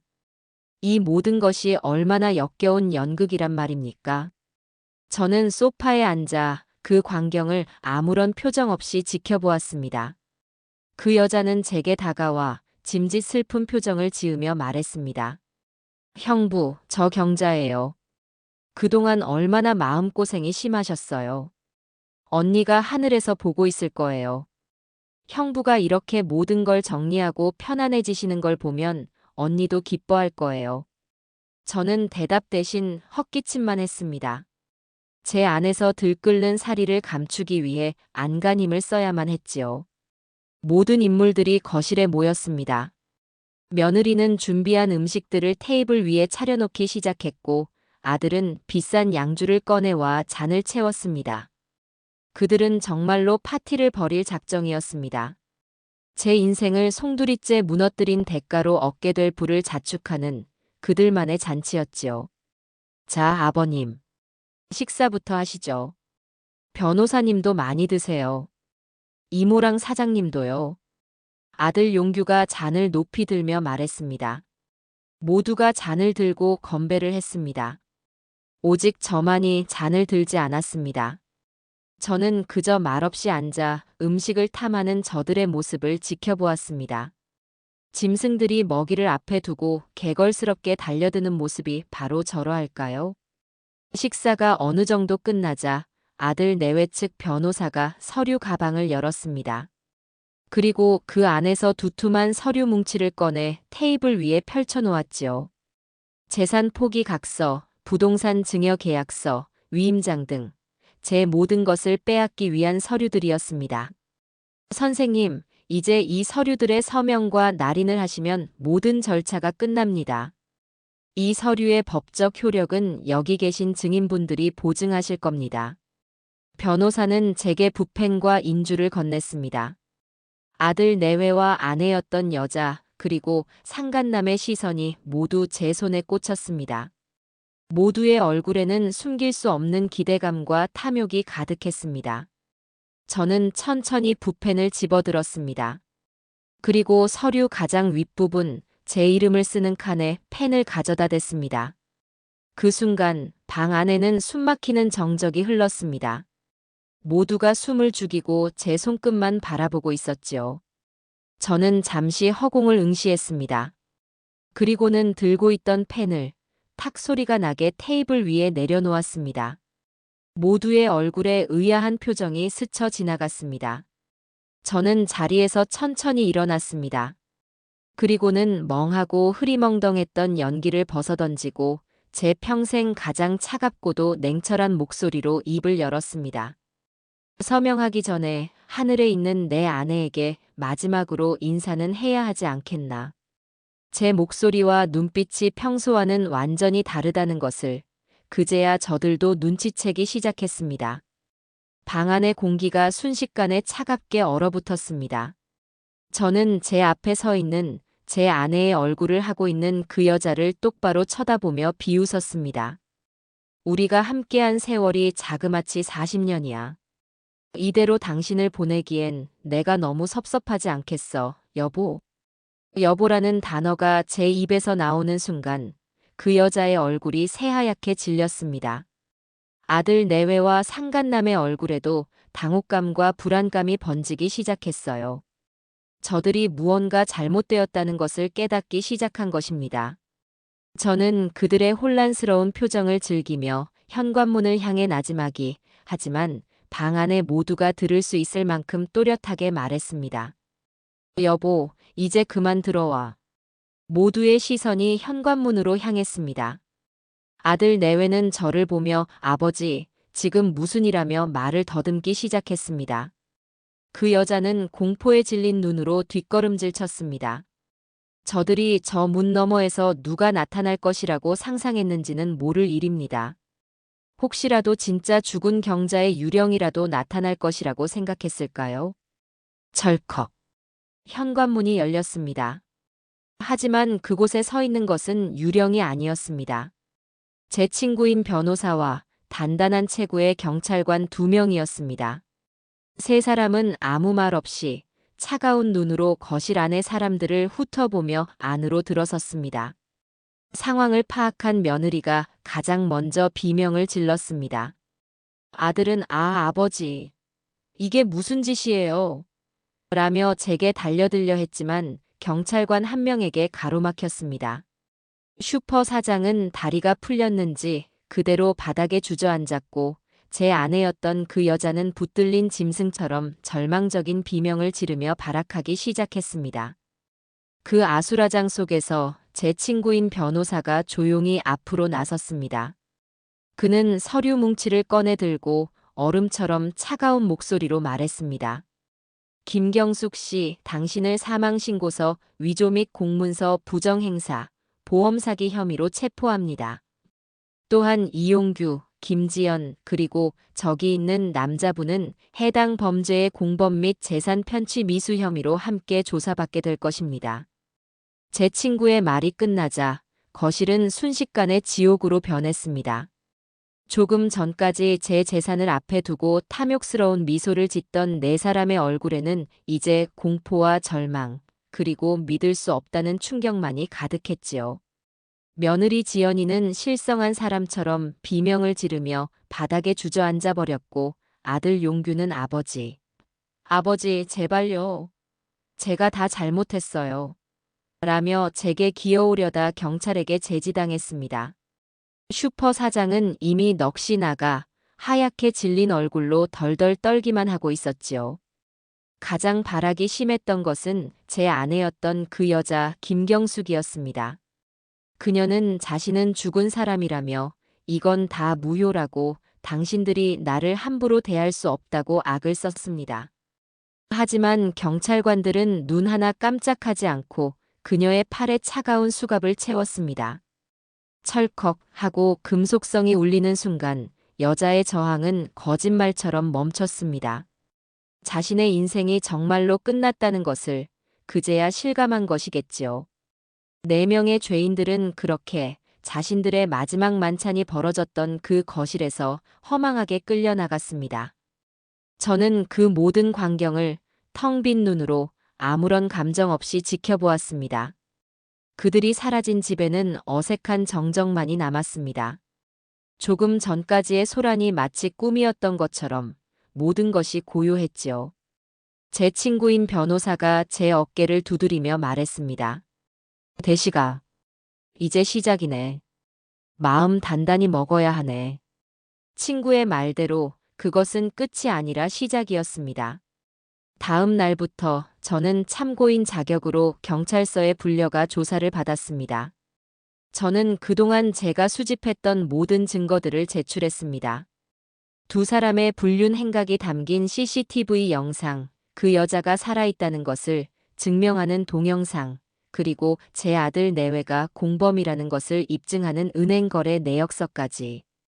제가 내놓는 증거들 앞에서 경찰들도 혀를 내둘렀습니다.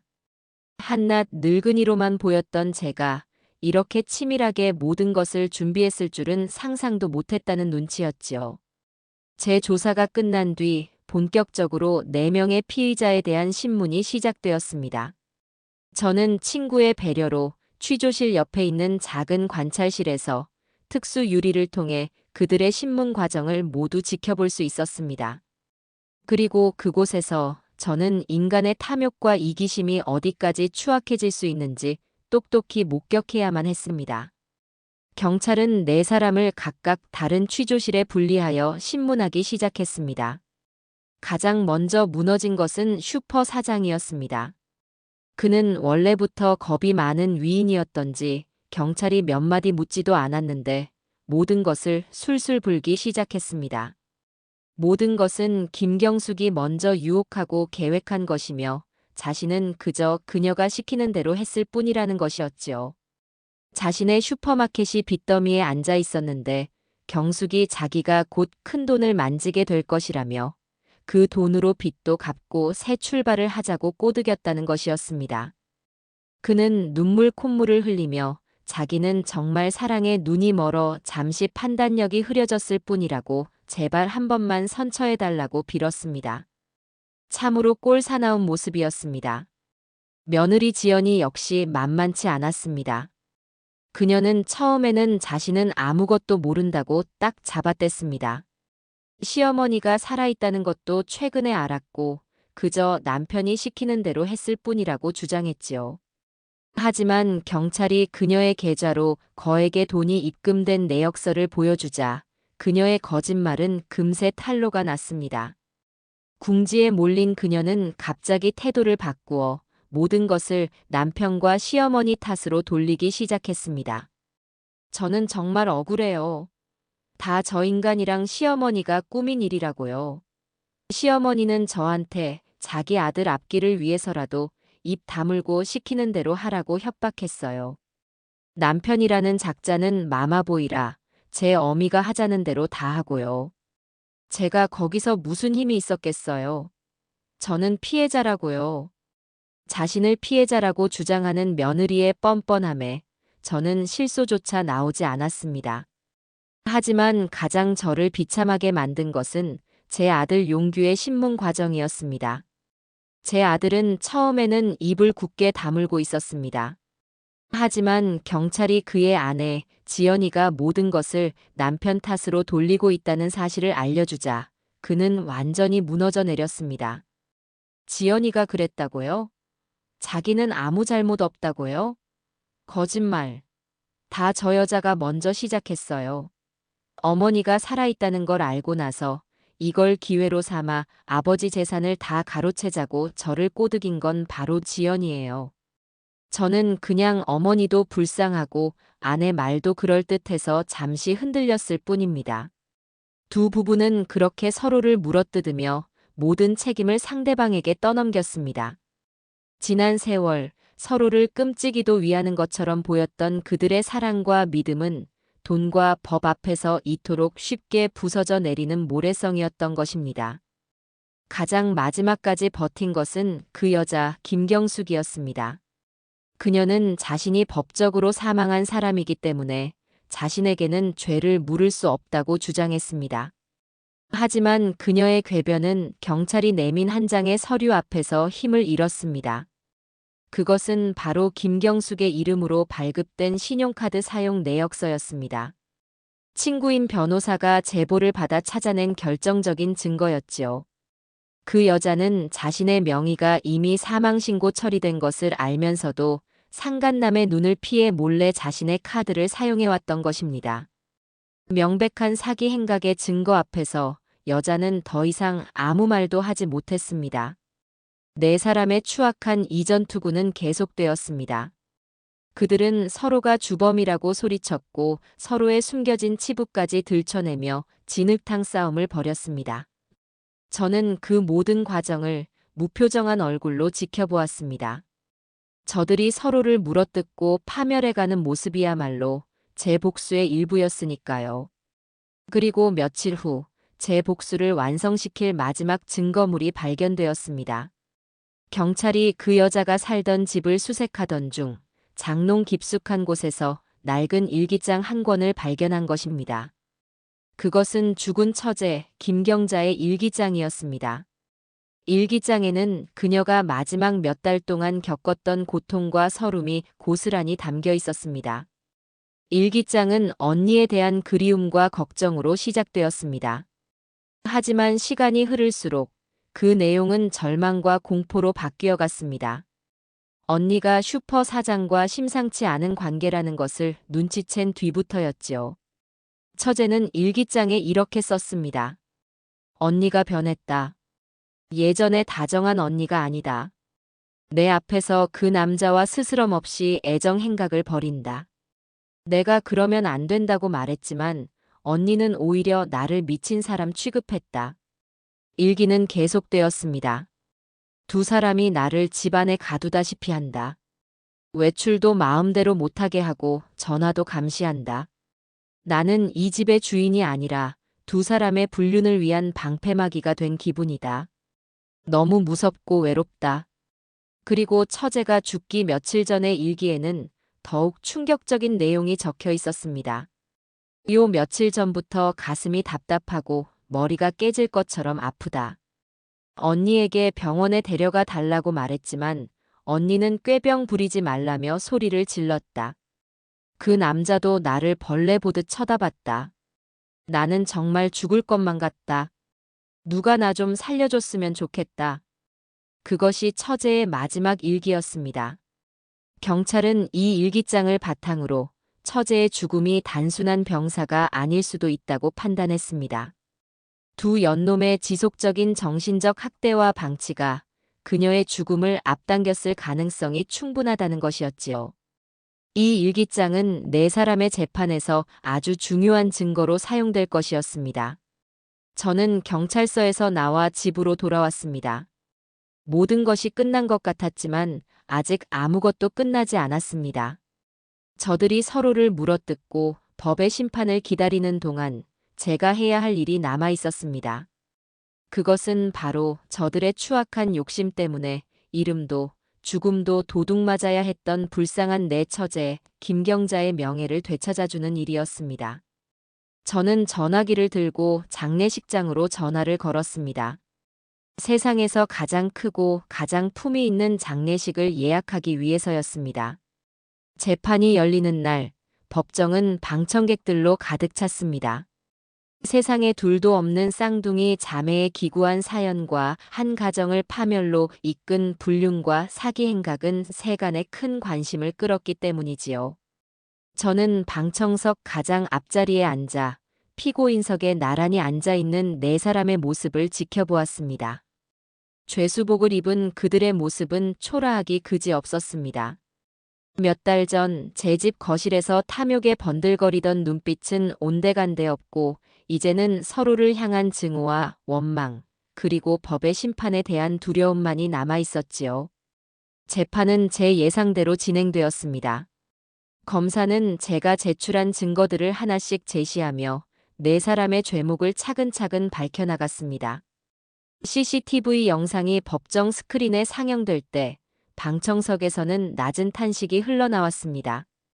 은행 직원이 증인으로 나와 제 아들 내외의 계좌로 흘러들어간 검은 돈의 흐름을 증언할 때 며느리 지연이는 고개를 숙인 채 어깨를 들썩이며 울기 시작했습니다.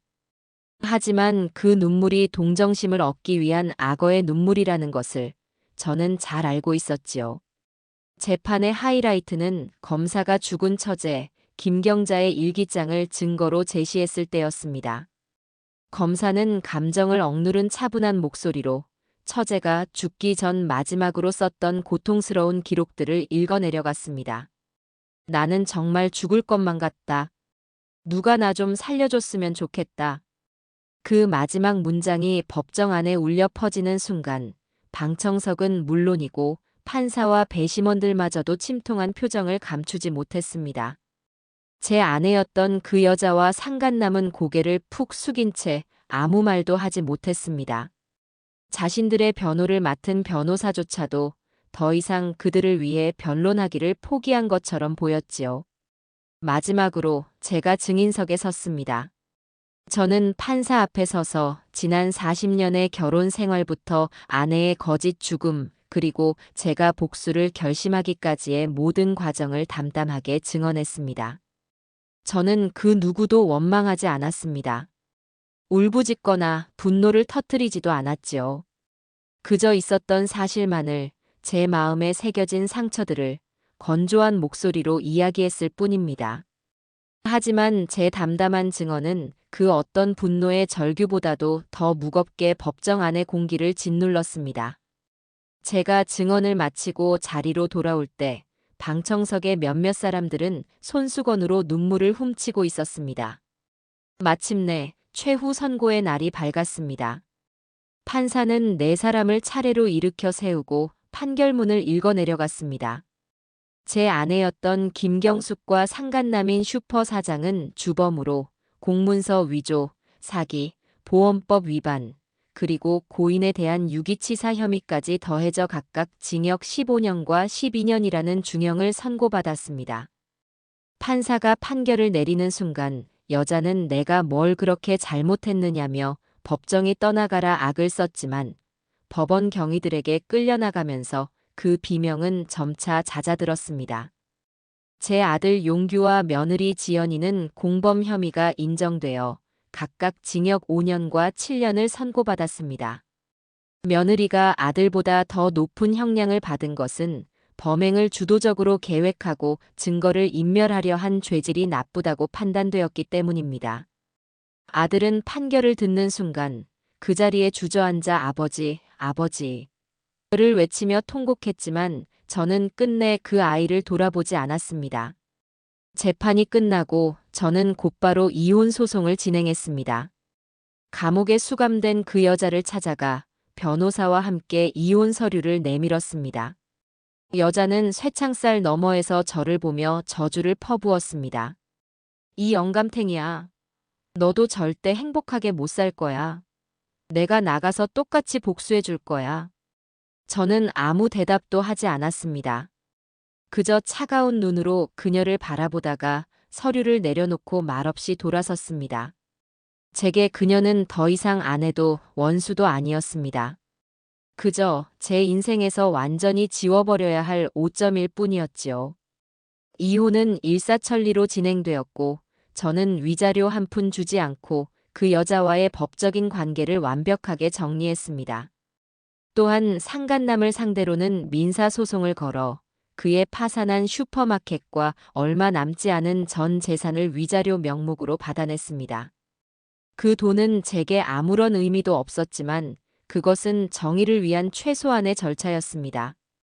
그리고 며칠 후 저는 제 인생에서 가장 중요한 일을 시작했습니다. 바로 억울하게 죽어간 처제 김경자를 위한 진짜 장례식을 치러주는 것이었습니다. 저는 제가 가진 돈을 아낌없이 써서 가장 크고 좋은 장례식장을 빌렸습니다. 그리고 수소문 끝에 처제가 젊었을 때 가깝게 지냈던 옛 친구분들을 찾아내 장례식에 모셨습니다. 영정 사진 속에서 처제는 수줍은 듯 웃고 있었습니다. 저는 그 사진을 한참 동안 바라보았습니다. 언니의 그늘에 가려 평생을 외롭게 살아야 했던 사람. 그리고 마지막 순간마저 그 악독한 언니 때문에 이름도 죽음도 도둑맞아야 했던 불쌍한 사람. 저는 처제의 영정 앞에 국화꽃 한 송이를 바치고 조문객들 앞에서 마이크를 잡았습니다. 오늘 이 자리는 제 처제 김경자의 영혼을 위로하기 위해 마련되었습니다. 고인은 참으로 외롭고 고단한 삶을 살았습니다. 그리고 마지막 가는 길마저도 편안히 눈을 감지 못했습니다. 그것은 온전히 살아남은 저희들의 잘못입니다. 제가 조금만 더 일찍 고인의 아픔과 외로움을 알아차렸더라면 이런 비극은 없었을지도 모릅니다. 정말 미안합니다, 처제. 그리고 이제라도 당신의 진짜 이름을 되찾아주게 되어 정말 다행입니다. 부디 하늘에서는 더 이상 아프지도 외롭지도 말고 평안히 잠드십시오. 제 추도사가 끝나자 장례식장은 눈물바다가 되었습니다. 처제의 옛 친구분들은 서로를 부둥켜 안고 오열하며 착하고 여렸던 친구의 마지막 길을 배웅해 주었습니다. 발인이 끝나고 저는 처제의 유골을 제 아내였던 여자의 유골이 있던 봉안당에서 꺼내 햇볕이 잘 드는 양지 바른 곳에 새로 안치해 주었습니다. 이제야 모든 것이 제자리로 돌아온 것 같았습니다. 저는 새로 마련된 처제의 작은 묘비 앞에 한참을 서 있었습니다. 비석에는 김경자, 이곳에 잠들다라는 짧은 문구와 그녀가 살다 간 날짜가 새겨져 있었습니다. 길고 길었던 복수는 끝났습니다. 악인들은 죗값을 치르게 되었고 억울한 희생자는 명예를 되찾았습니다. 하지만 제 마음은 어쩐지 시원하기보다는 텅 비어 있는 것만 같았습니다. 폭풍이 지나간 자리에 남은 것은 고요한 폐허뿐이었습니다. 모든 법적인 절차가 끝나고 시간은 다시 무심하게 흐르기 시작했습니다. 계절이 2번 정도 바뀌었을까요? 감옥에 있는 아들에게서 몇 번 편지가 왔지만 저는 단 한 번도 답장을 하지 않았습니다. 저와 아들의 인연은 그 아이가 제 어미의 죄를 덮어주기로 결심한 그 순간에 이미 끝이 난 것이었지요. 저는 이제 이 넓은 세상에 완벽하게 혼자가 되었습니다. 처음에는 그 고독감이 마치 형벌처럼 느껴졌습니다.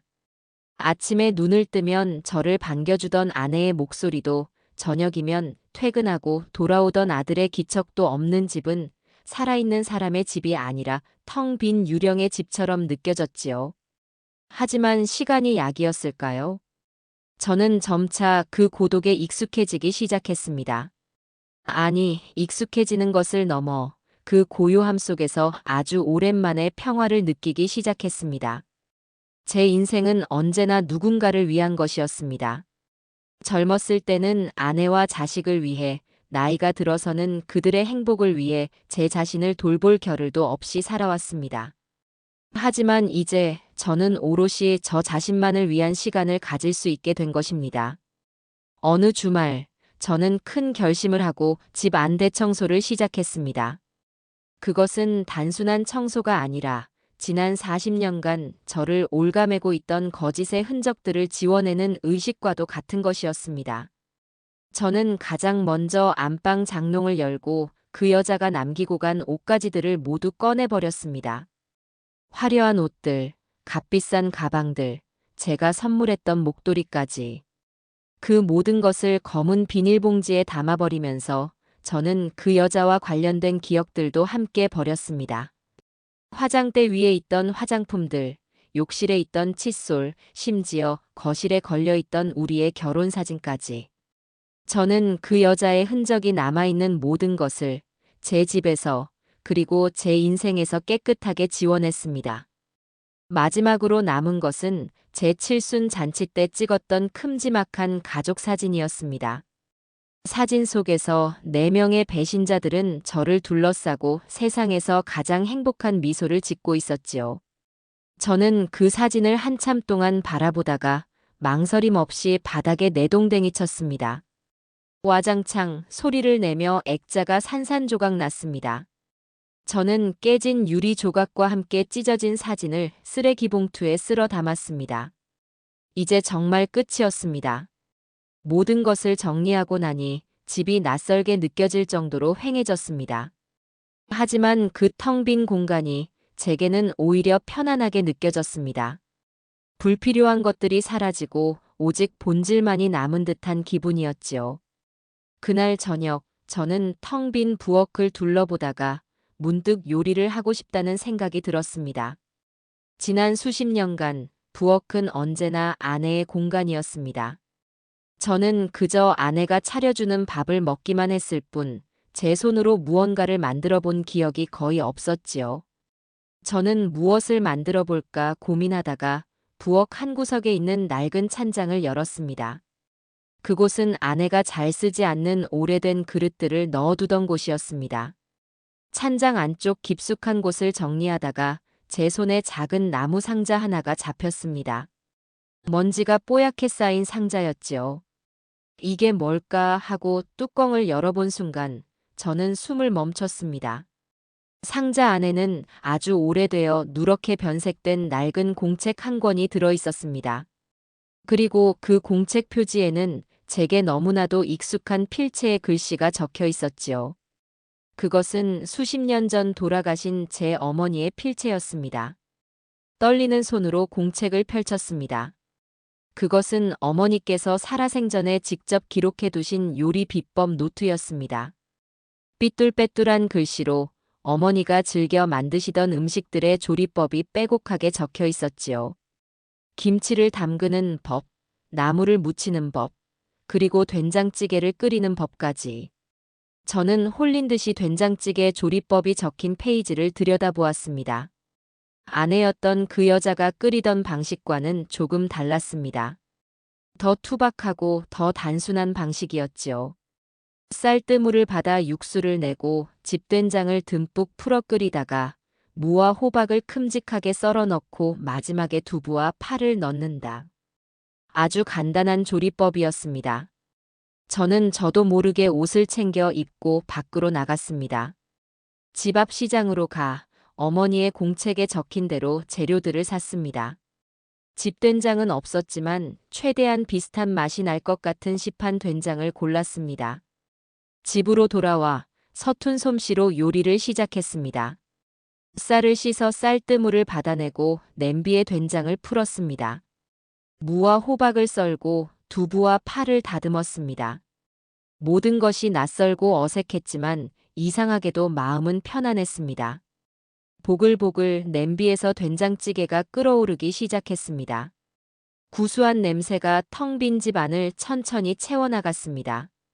그것은 제 아내였던 여자가 만들어내던 세련된 맛의 냄새와는 다른 어딘가 더 구수하고 정직한 냄새였습니다. 마침내 찌개가 완성되었습니다. 저는 밥 한 공기와 갓 끓인 된장찌개, 그리고 김치 한 조각만으로 소박한 저녁상을 차렸습니다. 그리고 식탁에 앉아 조심스럽게 찌개 한 숟갈을 떠서 입으로 가져갔습니다. 그 순간 제 눈에서 눈물이 주르륵 흘러내렸습니다. 맛있었습니다. 정말로 맛있었습니다. 제가 평생을 그리워했던 바로 그 맛이었습니다. 제가 그토록 먹고 싶었던 것은 아내였던 그 여자의 거짓된 손맛이 아니라 바로 이 맛. 제 어린 시절 고단한 하루를 마치고 돌아온 저를 위해 어머니께서 차려주시던 세상에서 가장 따뜻하고 정직했던 바로 그 맛이었던 것입니다. 저는 그제야 깨달았습니다. 제가 그토록 찾아 헤맸던 것은 사라진 아내의 맛이 아니라 제가 잊고 살았던 제 자신의 뿌리였다는 것을요.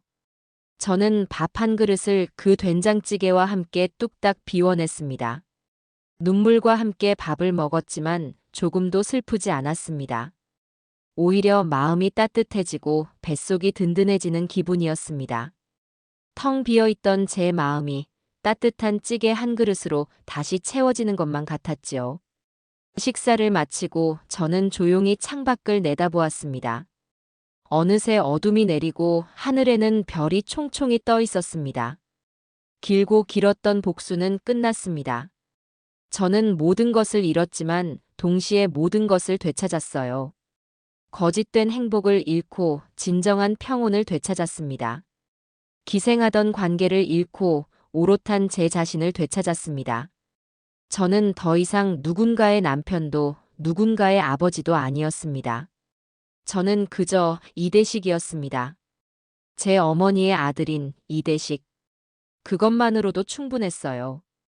저는 앞으로도 이렇게 혼자서 밥을 차려 먹고 혼자서 잠이 들고 혼자서 아침을 맞이할 것입니다. 하지만 더 이상 외롭지는 않을 겁니다. 제 곁에는 이제 돌아가신 어머니의 사랑이 담긴 된장찌개가 있으니까요. 저는 조용히 미소 지었습니다. 제 인생의 진짜 제이막이 이제 막 시작되고 있습니다.